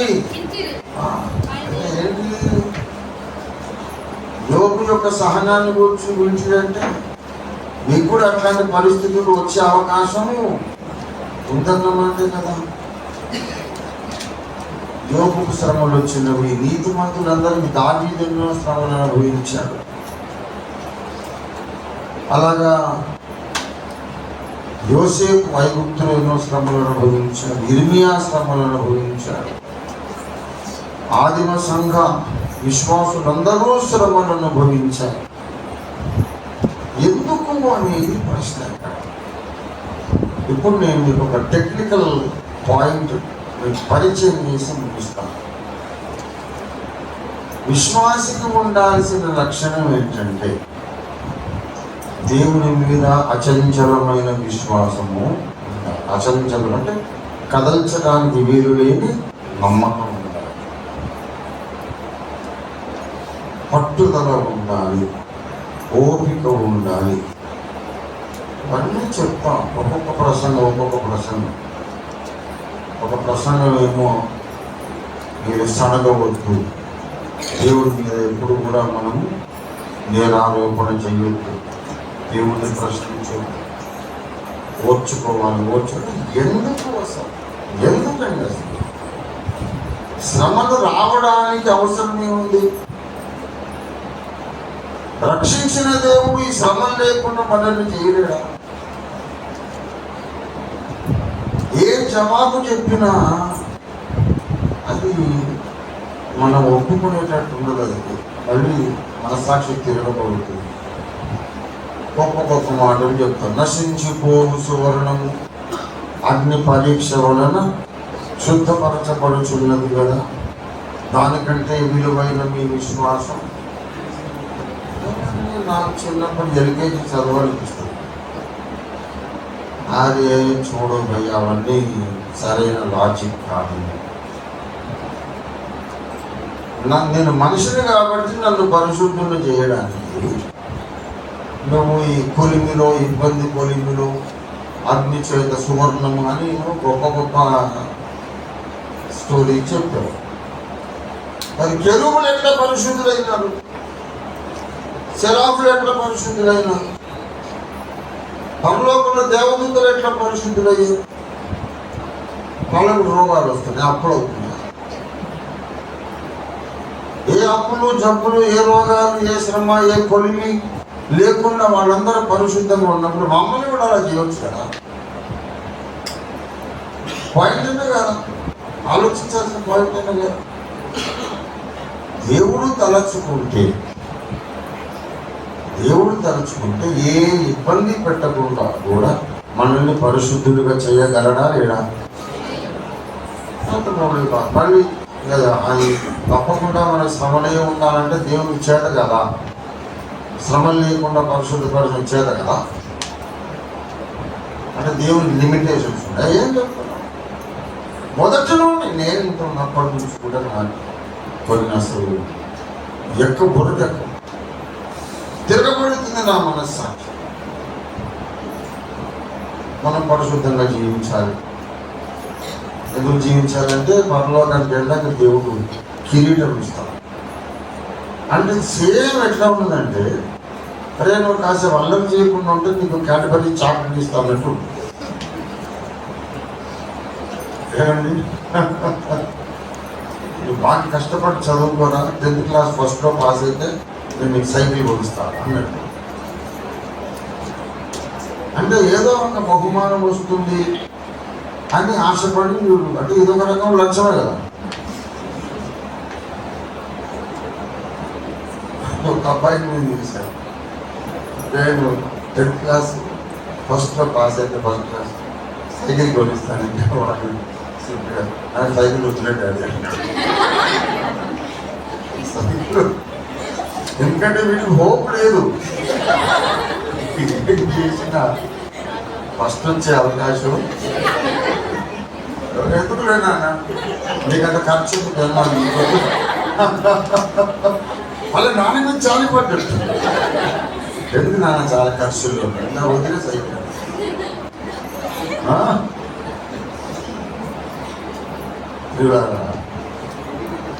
పరలోకంలో మనం ఏదో ఇంకొక చాలా విచిత్రమైన పరలోకం ఎందుకు వెళ్ళాలంటే బంగారు వీధులు,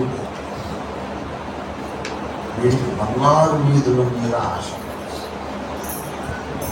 అంటే అసలు బేసికల్గా బంగారం మీద భ్రమ అయితే పోలే. నేను చెప్తున్నా, కాళ్ళ కింద తొక్కి నడవడానికి బంగారం అయితేనేమో తార్ రోడ్ అవుతుంది. తార్ రోడ్ మీద నడిచిరండి, వచ్చినాక ఇంట్లోకి వచ్చి ఉన్న బంగారం కాస్త నేల మీద వేసి దాన్ని తొక్కి చూడండి, ఏమన్నా సుఖంగా ఉంటుందా? మరి కాళ్ళతో తొక్కి నడవడానికి బంగారం అయితేనేమి, సిమెంట్ రోడ్ అయితేనేమి, తార్ రోడ్ అయితేనేమి, అది గొప్ప ఏంటి అసలు? బంగారం ఏంటండి? పంచభూతములు మిక్కడమైన మేంద్రముతో లయమైపోయినాక బంగారం ఎక్కడ ఉంటుంది? అంటే పరలోకమును గురించి మనకి ఇంకా సరైనటువంటి అభిప్రాయము లేదు. ఇంకా చిన్నపిల్లల టైంలోనే మాట్లాడుతున్నా. ముందు మీరు శ్రమలు వస్తాయి, సహించండి, మీకు కిరీటం ఇస్తారు. ఇది బోధ. అసలు శ్రమలు ఎందుకు రావాలండి అంటే అదంతా దేవుడి చిత్తం.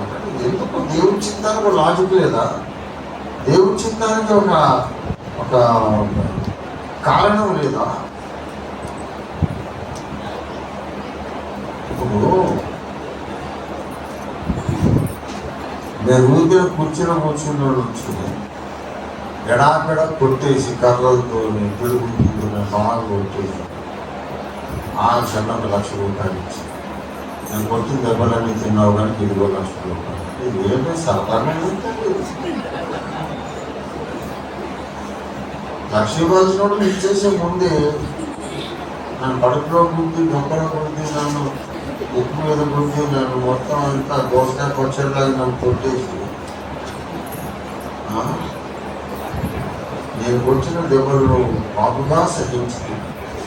కుమారుడా, ఇదిగో నీకు నేను 1,00,000 రూపాయలు ఇచ్చేసాను. అంటే నీకు పిచ్చి పెట్టిందా లేకపోతే నాకు పిచ్చి పెట్టిందా? ఏం పాయింట్ అండి నాకు అర్థం కాదు. చిన్నప్పటి నుంచి కూడా this is all non sense అండి. అంతా అసలు రైట్ కాదు. అసలు సంగతి ఏదో వీళ్ళకి తెలియదు అనుకున్నాను మొదటి.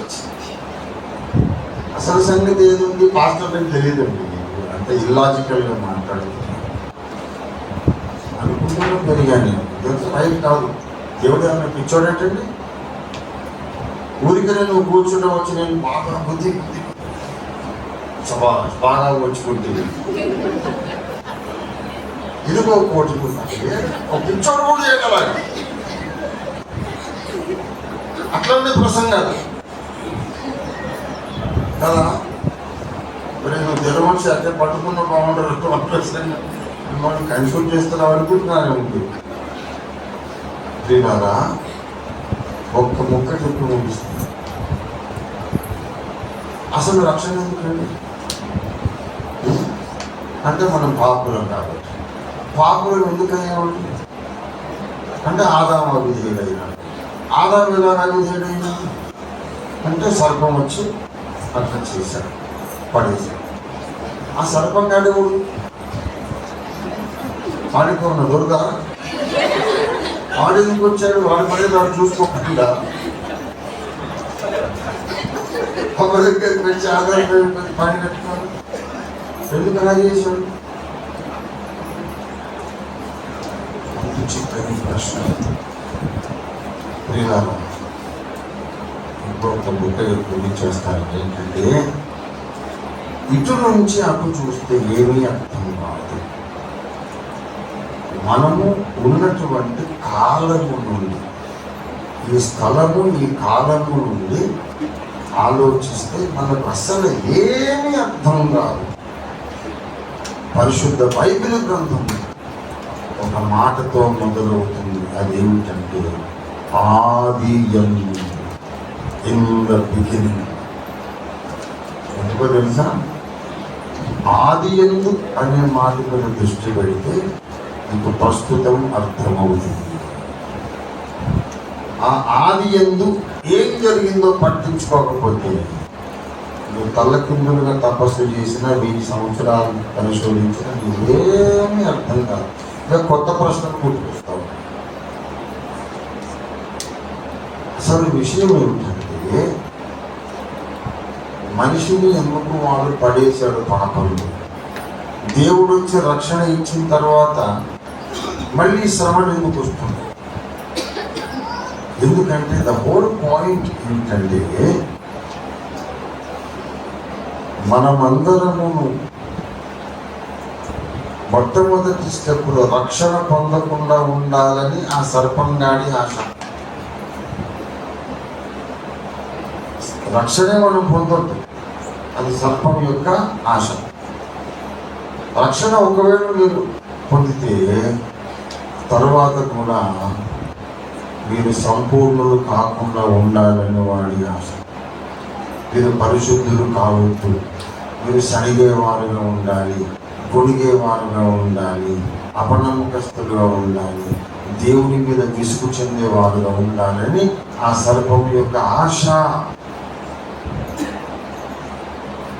ఇది వాడి స్ట్రగుల్ ఫర్ సర్వైవల్. వాడు ఎందుకు వచ్చాడు అక్కడికి?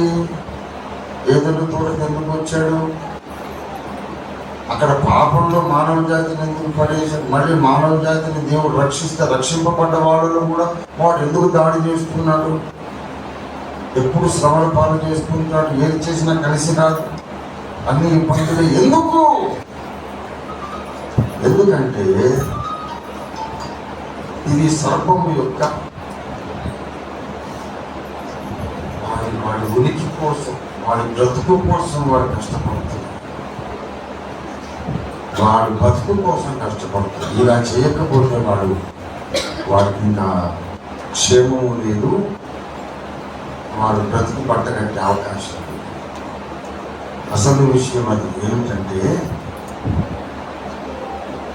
మనలను సడిగే వాళ్ళుగా, గొనిగే వాళ్ళుగా తయారు చేయడంలో వానికి ఒక లాభం ఉన్నది. మనం అలా కాకుండా ఉంటే వాడు నాశనం అయిపోతుంది. ఎందుకంటే దేవుని మీద ఎప్పటికీ సనగని గొనగని వాళ్ళుగా అన్ని పరిస్థితుల్లో సర్వకాల సర్వావస్థలలో దేవుని నమ్మి స్తుతించి ఆయనకు లోబడేవాడుగా మనము జీవించగలిగితే సాతాను సర్వనాశనం అయిపోతాం. ఎందుకో తెలుసా? అసలు మనందరం దేవుని కుమారుడైన ఆది సంభూతుడికి పెళ్లి కూతురు తయారవుతున్నాం. మనందరం పెళ్లి కూతురుగా.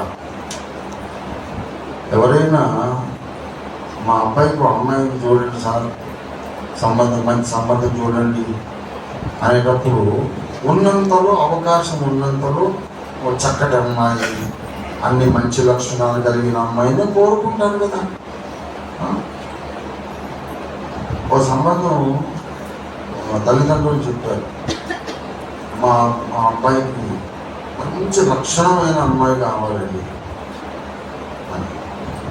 ఏంటి లక్షణమైన అమ్మాయి అంటే, వంట వారి పని తెలియాలి, మంచి మర్యాద, పెద్దలను గౌరవించాలి, రక్షణ కూడా ఉండాలి. క్రైస్తవులు రక్షణ ఉండాలి, ప్రార్థన చేసుకోవాలి, అన్ని మంచి.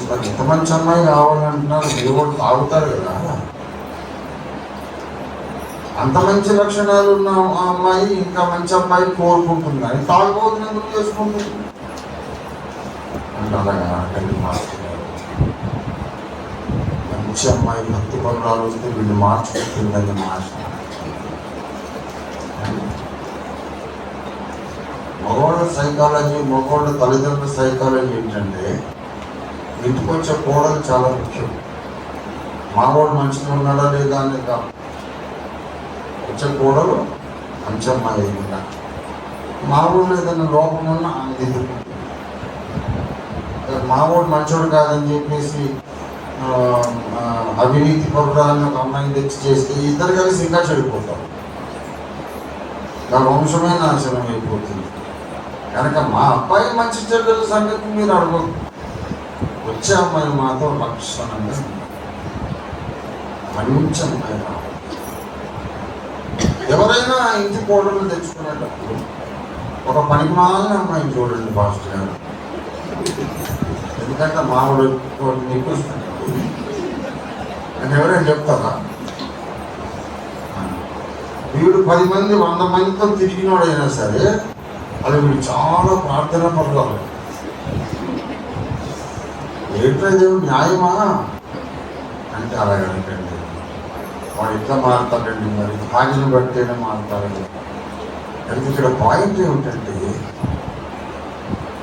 ఇంటి కుమారుడు ఒక మోపిల్లవాడు వాడు పెళ్లి పెరిగిన తర్వాత దుష్టంతా దేని మీద ఉంటుందంటే, పెళ్లి చెయ్యాలి, ఆ అమ్మాయి సర్వ శుభలక్షణ సంపన్నురాలై ఉండాలి, పరిశుద్ధతలు, జ్ఞానములు, ప్రార్థనలు, రక్షణలు, ఉన్నతమైన అంతస్తు కలిగి అగ్గిలాంటి నిపుణులాంటి అమ్మాయి కావాలి. అలాగైతే మావాడు కూడా మారే అవకాశం. మరి నేను అడిగాను, మరి తాగేవాడు తిరిగేవాడు ఇట్లా కోరుకుంటే, మరి మంచి ప్రార్థనాపరుడైన, పరిశుద్ధుడైన, నీతిమంతుడైన, ప్రేమతో నింపబడినటువంటి అబ్బాయి ఇంకెటువంటి దాన్ని కోరుకుంటాడు? 3 పూటలు ప్రార్థన చేస్తారు, నిరంతరం దైవవాక్య ధ్యానం చేస్తూ ఉంటాడు, అతడే ఒక అగ్నిజ్వాల, పరిశుద్ధుడు. అలాంటి వాడికి మరి ఎలాంటి అమ్మాయి కావాలి? అలాంటి పరిశుద్ధుడే దేవుని జనితైక కుమారుడు ఆది సంభూతుడు యేసుక్రీస్తు నామమున దేవుని స్తోత్రం కలుగునుగాక. తండ్రి అయిన దేవుడు తన కొడుకు పెళ్లి చేయాలనుకున్నాడు. అసలు హోల్ పాయింట్ చెప్తున్నాను మీకు. అసలు ఈ విశ్వ చరిత్ర అంతా ఎందుకు ఎలా జరిగిందంటే, దేవుడు అసలు సృష్టి చేద్దాం అనుకున్నాడు. దేవుడు సృష్టి చేద్దాం అనుకున్నాడు. అప్పుడే వచ్చింది ఆయనకు పాయింట్. నేను చెయ్యబోయే సృష్టిలో ఒక సైతాను పుడతాడు, వాడు అనేక మంది దేవదూతలను దయ్యాలుగా చేస్తాడు. అప్పుడే వచ్చింది ఆయన పాయింట్. దీని పరిష్కారం ఆయన ఒక్కటే పరిష్కారం దొరికింది. ఏంటంటే, ఈ దుర్మార్గులు అయినటువంటి రాక్షసులు కానీ దయ్యాలు కానీ ఇలాంటి వాడు ఎవరు లేనటువంటి మంచి పరిశుద్ధమైన ప్రపంచం, ఎన్నేళ్ళు గడిచినా ఏ ఒక్క దయ్యం కానీ రాక్షసుడు కానీ నేరస్తులు కానీ ఎక్కడ పుట్టినటువంటి ఆనందమయ ప్రపంచాన్ని నేను సృష్టించాలంటే నేను ఒక్కడినే చేస్తే కుదరదని ఆయనకు అర్థమైంది. నేను సృష్టిస్తే ఏమవుతుందంటే, నేను లోపరహితుడను, సర్వపరిపూర్ణుడను. గాలి వచ్చి శూన్యం నుంచి ఒకటి చేస్తాను. వాడు ఇక్కడి నుంచి వచ్చినాడు కాదు కదా, కనుక వాడు తప్పక పడిపోతాం. కాబట్టి దీనికి పరిష్కారం ఏంటంటే, రెండు మార్గాలు.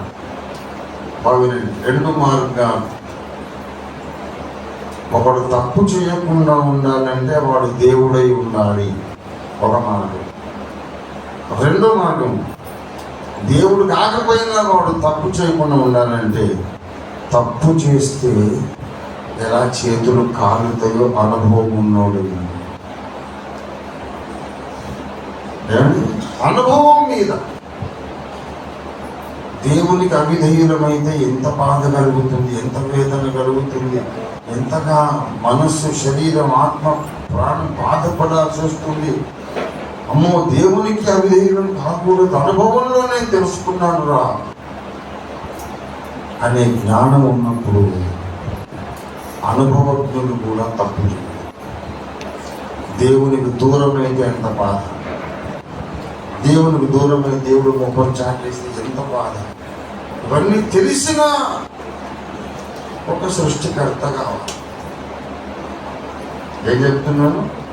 దేవునికి దూరమైతే ఎంత బాధగా ఉంటుందో తెలిసిన ఒక ఆ మాట గుర్తుపెట్టుకున్నాడు సృష్టికర్త. అంటే దేవునికి దూరమైన వాడు అంటే వాడు దేవుడు కాదుగా, మరి సృష్టికర్త ఎలాగ అవుతారు? ఏంటి నేను వచ్చిన చెర మీద దిగనట్టుంది. దేవునికి దూరం అంటే వాడు దేవుడు కాదుగా, మరి సృష్టికర్త ఎలాగ అవుతాడు? దేవుడు కాని వాడు సృష్టికర్త ఎలాగ అవుతాడు? దేవుడు కాని వాడు సృష్టికర్త ఎలాగ అవుతాడంటే, దేవుని పెళ్ళామైతే అవుతాడు. అది సంగతి.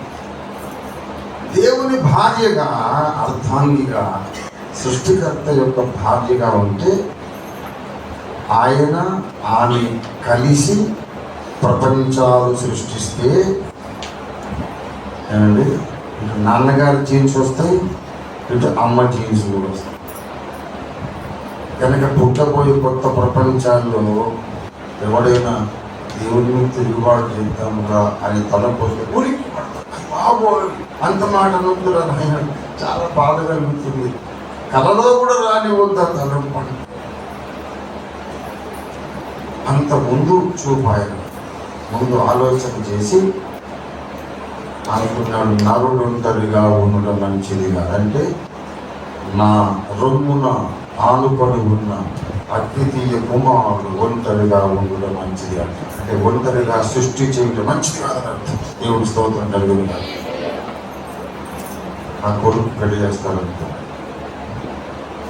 పెళ్లి చేస్తే ఆ పెళ్లి చేసే అమ్మాయి దేవుడు కాదు, ఇంకేదో. అయితే ఆమెను తీసుకొచ్చి పెళ్లి చేస్తాను. పెళ్లి చేసినప్పుడు ఇద్దరు కలిసి చేస్తారు కనుక ఎన్నడూ తప్పు చేయని పరిశుద్ధుడు భర్త తప్పులు చేసి వాతలు పెట్టించుకొని బాధలు అనుభవించి బయటకు వచ్చినటువంటి వేదనలో నుండి బయటకు వచ్చిన భార్య.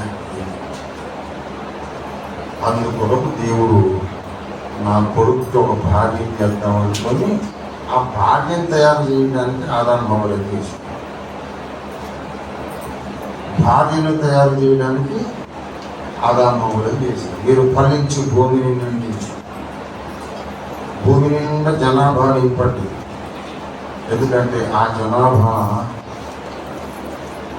భక్త సమాజమై సమూహమై ఒక వధువు సంఘంగా తయారవుతుంది. అప్పుడు నా కొడుకు పెళ్లి చేస్తారు.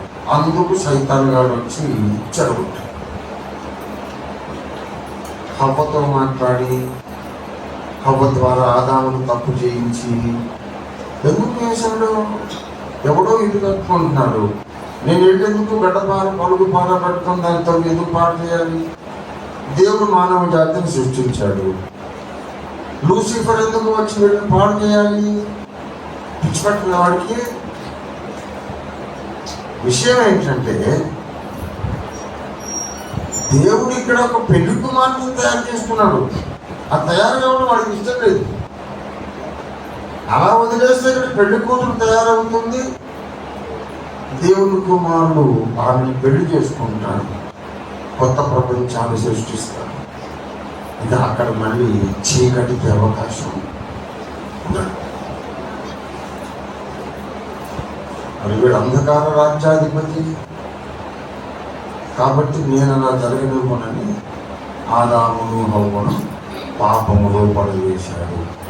అప్పుడు ఇచ్చుకున్నామయ్య దేవుడు కోపంతో వచ్చింది, శపిస్తే శపించాడు. కానీ పెళ్లి కూతురైతే తయారయ్యే అవకాశంగా కనుక అన్నయ్య పెళ్లిగా ఆది సంభూతునికి పెళ్లి కూతురు ఎక్కడ తయారవుతుంది? ఇద్దరు ఇప్పుడు నా రాజ్యంలోకి వచ్చేసారు ఆదాము హవ్వలు.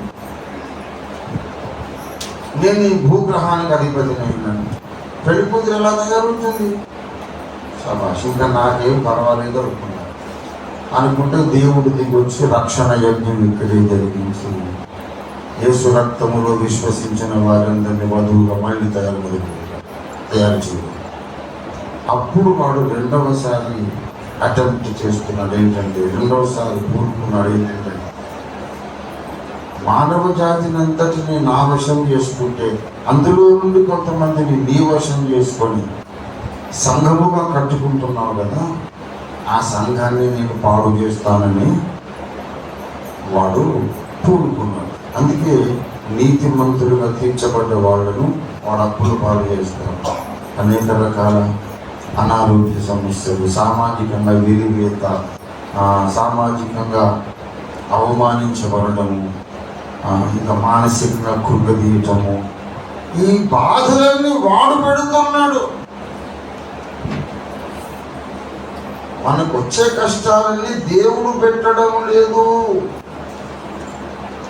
యోగుకు వచ్చిన కష్టాలు సాతాను తీసుకొచ్చాడు, దేవుడు అనుమతించాడు.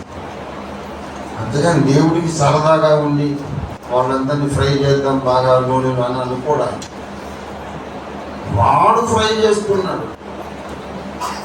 ఎందుకు బాధలు పెడుతున్నాడు? మనము దేవుని మీద సణిగి గొణిగి విసుక్కుని ఈ దేవుడు వేస్ట్ అని ఎప్పుడైతే అనుకుంటామో మనకు పెళ్లి కూతురుగా ఉండడానికి అవకాశం.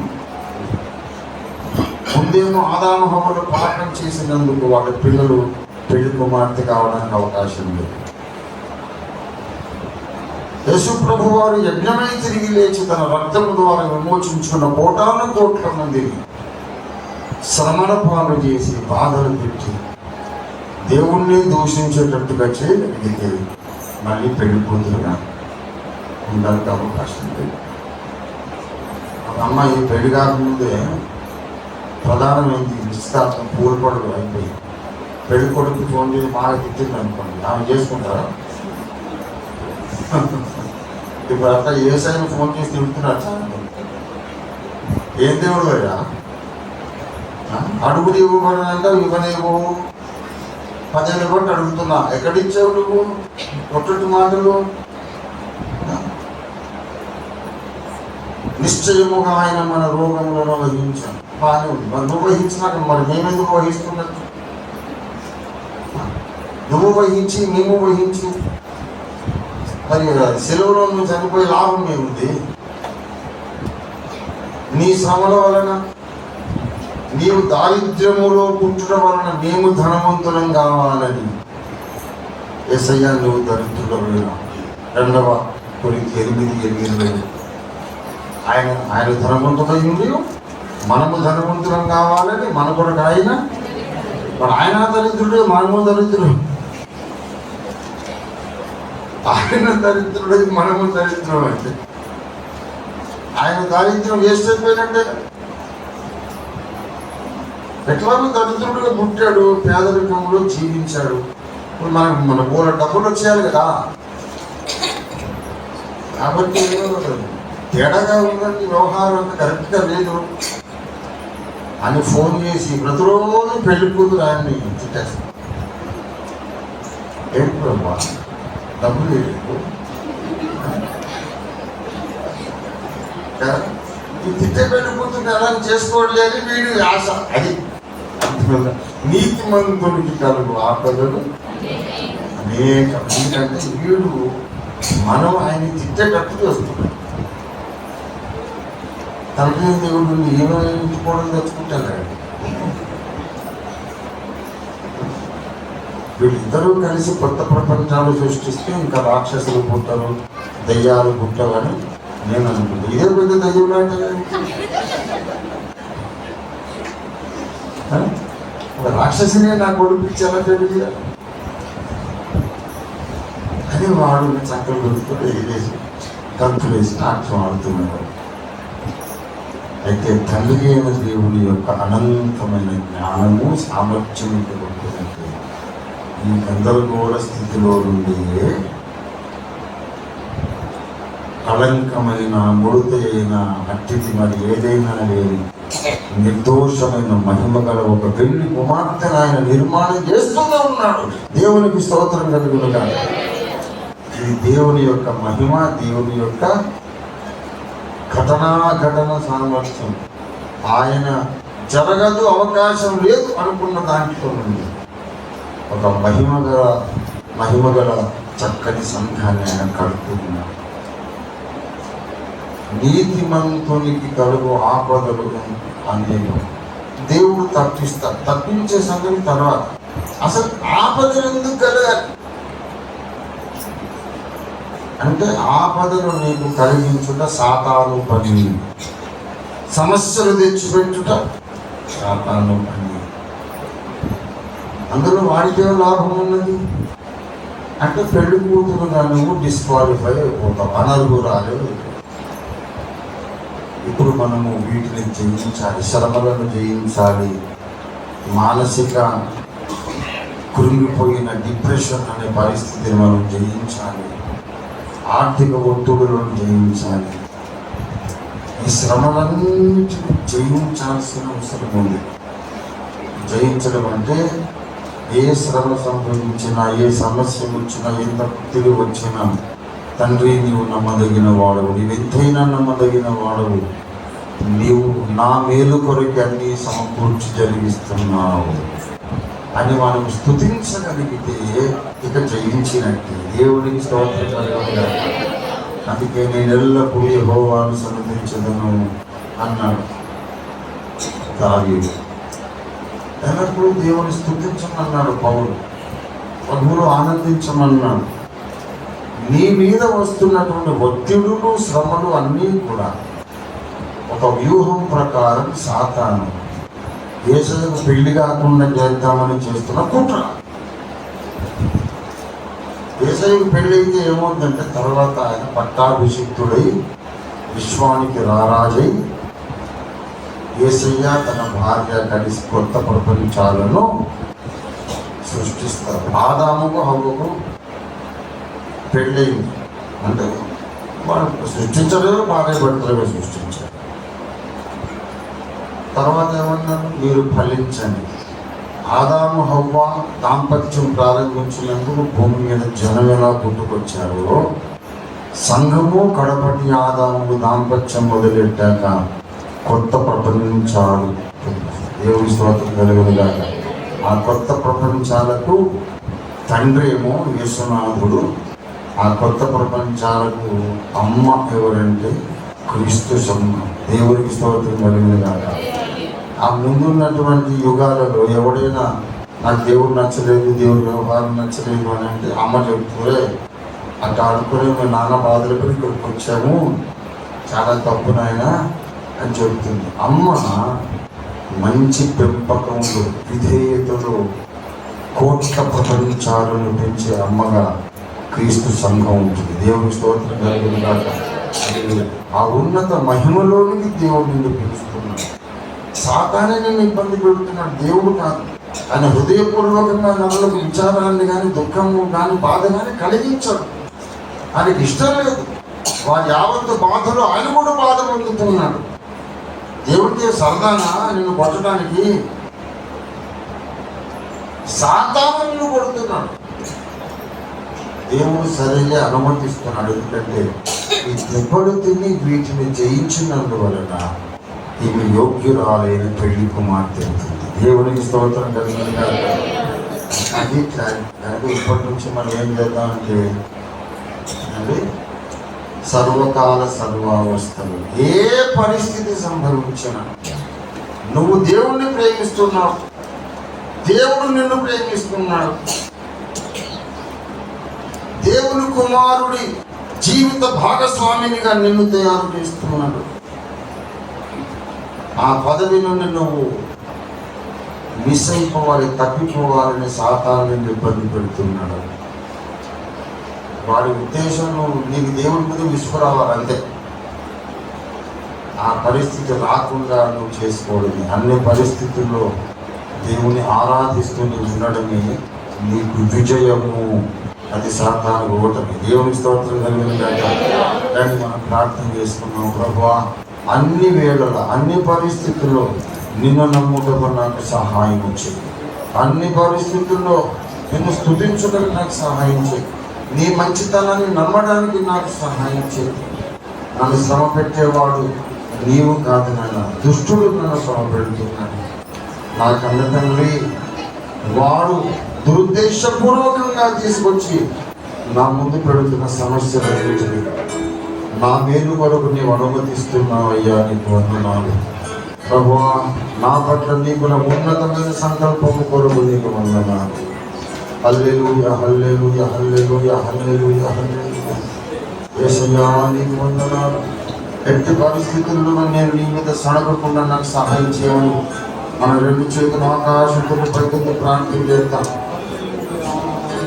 హల్లెలూయా. ఈ భారతర వరది ఎంతలదు ప్రధాన వరది కంతలదు వానశ్రీ ఉందరది ఆరకులందరది తావది ఊరదర వరది ఆహుదర వరది ఆరకదర వరహుంపరిదర గరదర వరసి గరీదర ఊరవర సందరది ఆరదర వరది కందల వరహుంపరిదర వరది ఆదర వరహుంపరిదర వరశ్రీయ.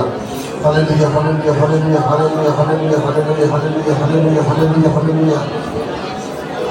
యేసయ్యా, నీకు వందనాలు, వందనాలు, వందనాలు, వందనాలు, వందనాలు. ఓ నన్ను నీతిమంతులుగా నీతిమంతులుగా తీర్చినందుకు నీకు వందనాలు ప్రభువా అని చెప్తాను.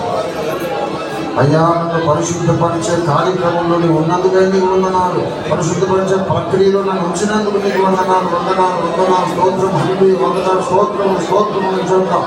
హల్లెలూయా, హల్లెలూయా, హల్లెలూయా, హల్లెలూయా. దేవా, నీకు వందనాలు, వందనాలు, వందనాలు. ఎంత గొప్ప దేవుడు, ఎంత మంచి దేవుడు నాయన, నీకు వందనాలు. బంగారు పాదములకు నీకు స్తోత్రాలు.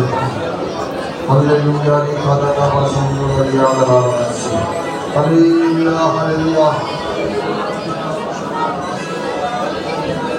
దేవా, నీకు వందనాలు. నా తండ్రి, నీకు వందనాలు. నా వచ్చే పరిస్థితులన్నిటిలో నేను గెలుపొందుటకు సహాయం చేయండి. సైతాన్ని ఓడించడానికి సహాయం చేయండి. ఓ హల్లెలూయా. సాతాను వ్యూహమును భగ్నపరచడానికి ఎల్లప్పుడూ స్తుతించేవాడిగా స్తుతించే అమ్మాయిగా ఉండడానికి సహాయం చేయాలి.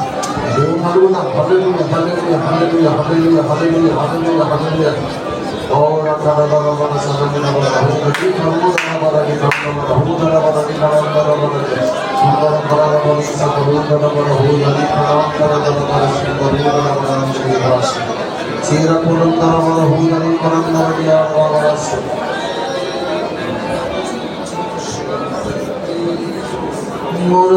మురళాలించెడి నిన్ను ప్రేమించగా మురవినకున్నను నిన్ను ప్రేమించగా మురళాలించెడి నిన్ను ప్రేమించగా మురవినకున్నను నిన్ను ప్రేమించగా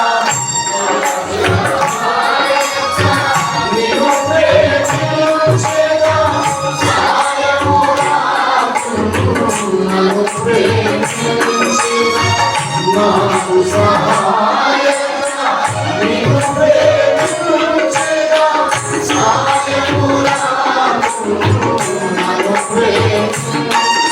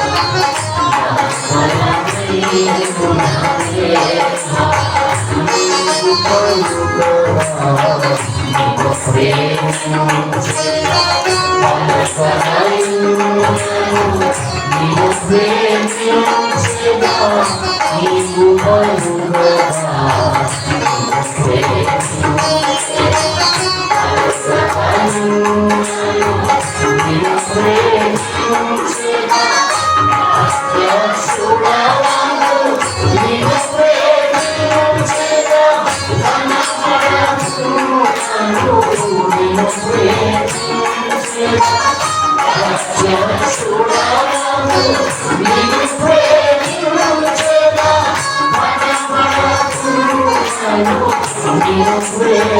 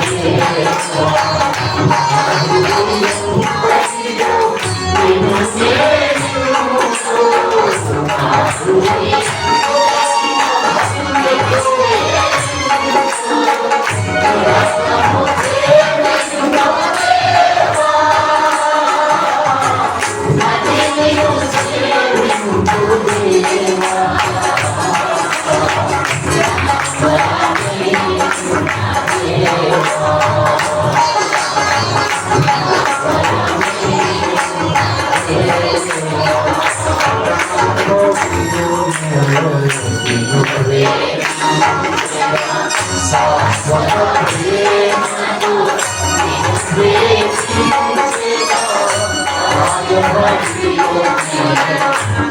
ప్రేమించేదా శాశ్వత ప్రేమతో ప్రేమించేదా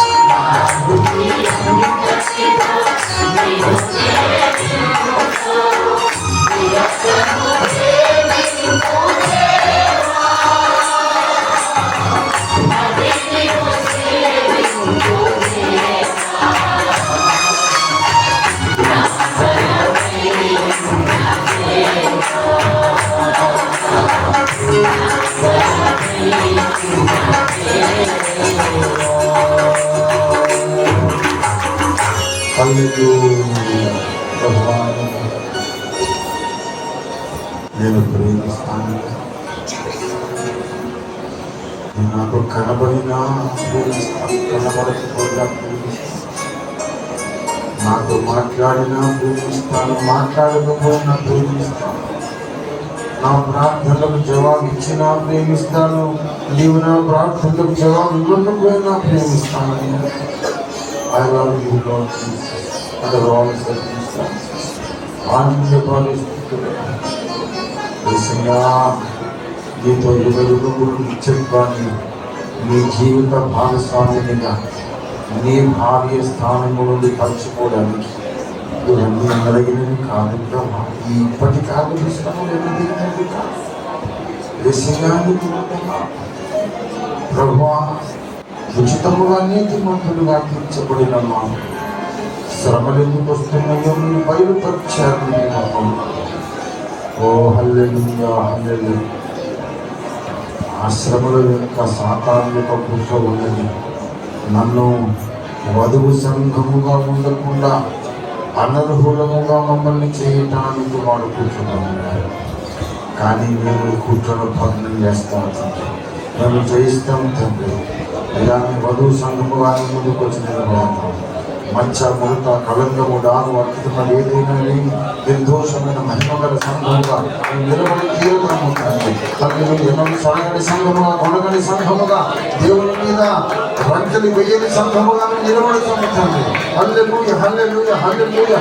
అన్ని పరిస్థితుల్లో దేవుని నమ్మిన సంఘముగా, అన్ని పరిస్థితుల్లో దేవుని ఆరాధించిన సంఘముగా మేము నిలబడతాము తండ్రి. మాకు నీ శక్తి వహించండి, మాకు నీ పరిశుద్ధాత్మ అభిషేకముగా ఇచ్చేయండి. Hallelujah, hallelujah, hallelujah, hallelujah, hallelujah, hallelujah.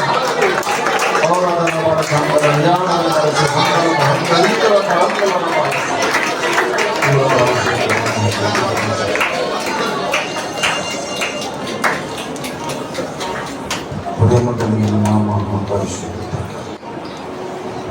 నీ జీవం నీతి కలిగి నోటి మాట బయలుదేరి ఉన్నది. అది వ్యర్థంగా నిమిత్తము మళ్ళదు. నీ దృష్టికి అనుకూలమైన దాన్ని నీ వాక్కు నెరవేర్చి తీరుతున్నది. నేను స్థుతిస్తున్నాను. మా తప్పులు, మా నియమములు, అపరాధములు, అజ్ఞానకృతము, మా బలహీనతలన్నింటినీ క్షమించండి. ఎన్నోసార్లు సరిగి ఉన్నాము, కొనిగి ఉన్నాము. బాధలలో మేము నీ మీదనే గంటలు వేసినట్టు మాట్లాడి ఒప్పుకుంటున్నాం, క్షమించాడు. బుద్ధిహీనులమైన మూఢులమైన మమ్మల్ని క్షమించాడు. ప్రభా, మేలు బంగారు సంఘముగా మమ్మల్ని తయారు చేయండి అయ్యా.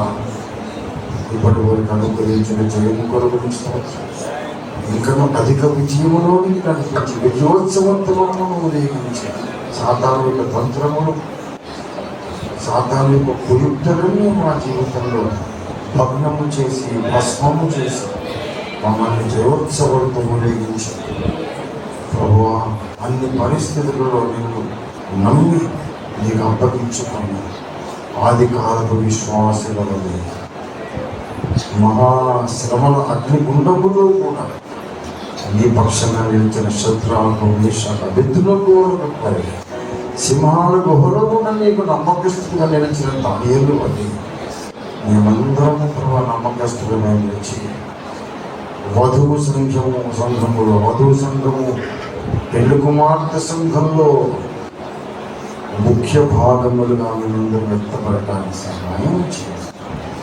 తండ్రి, కుమార పరిశుద్ధాత్మ తెలియకదేవుని ఏకనామమైన యేసుక్రీస్తు అనంత శక్తియుత దైవనామములో నేను స్తుతించి ప్రార్థించి స్వతంత్రించుకుంటున్నాము.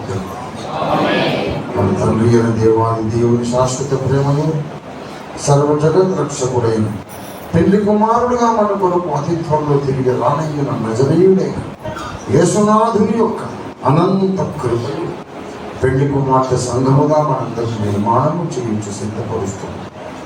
సత్యస్వరూపి పరమబోధకుడైన ఆదరణకర్తైన పరిశుద్ధాత్మ దేవుడిచ్చి సమయోచిత సహాయం ఆయనతో సహవాసము చేరవచ్చిన మనకందరకును ఈ సందేశమును విని గ్రహించి స్వీకరించిన వారికి అందరికీ సదాకాలం తోడు.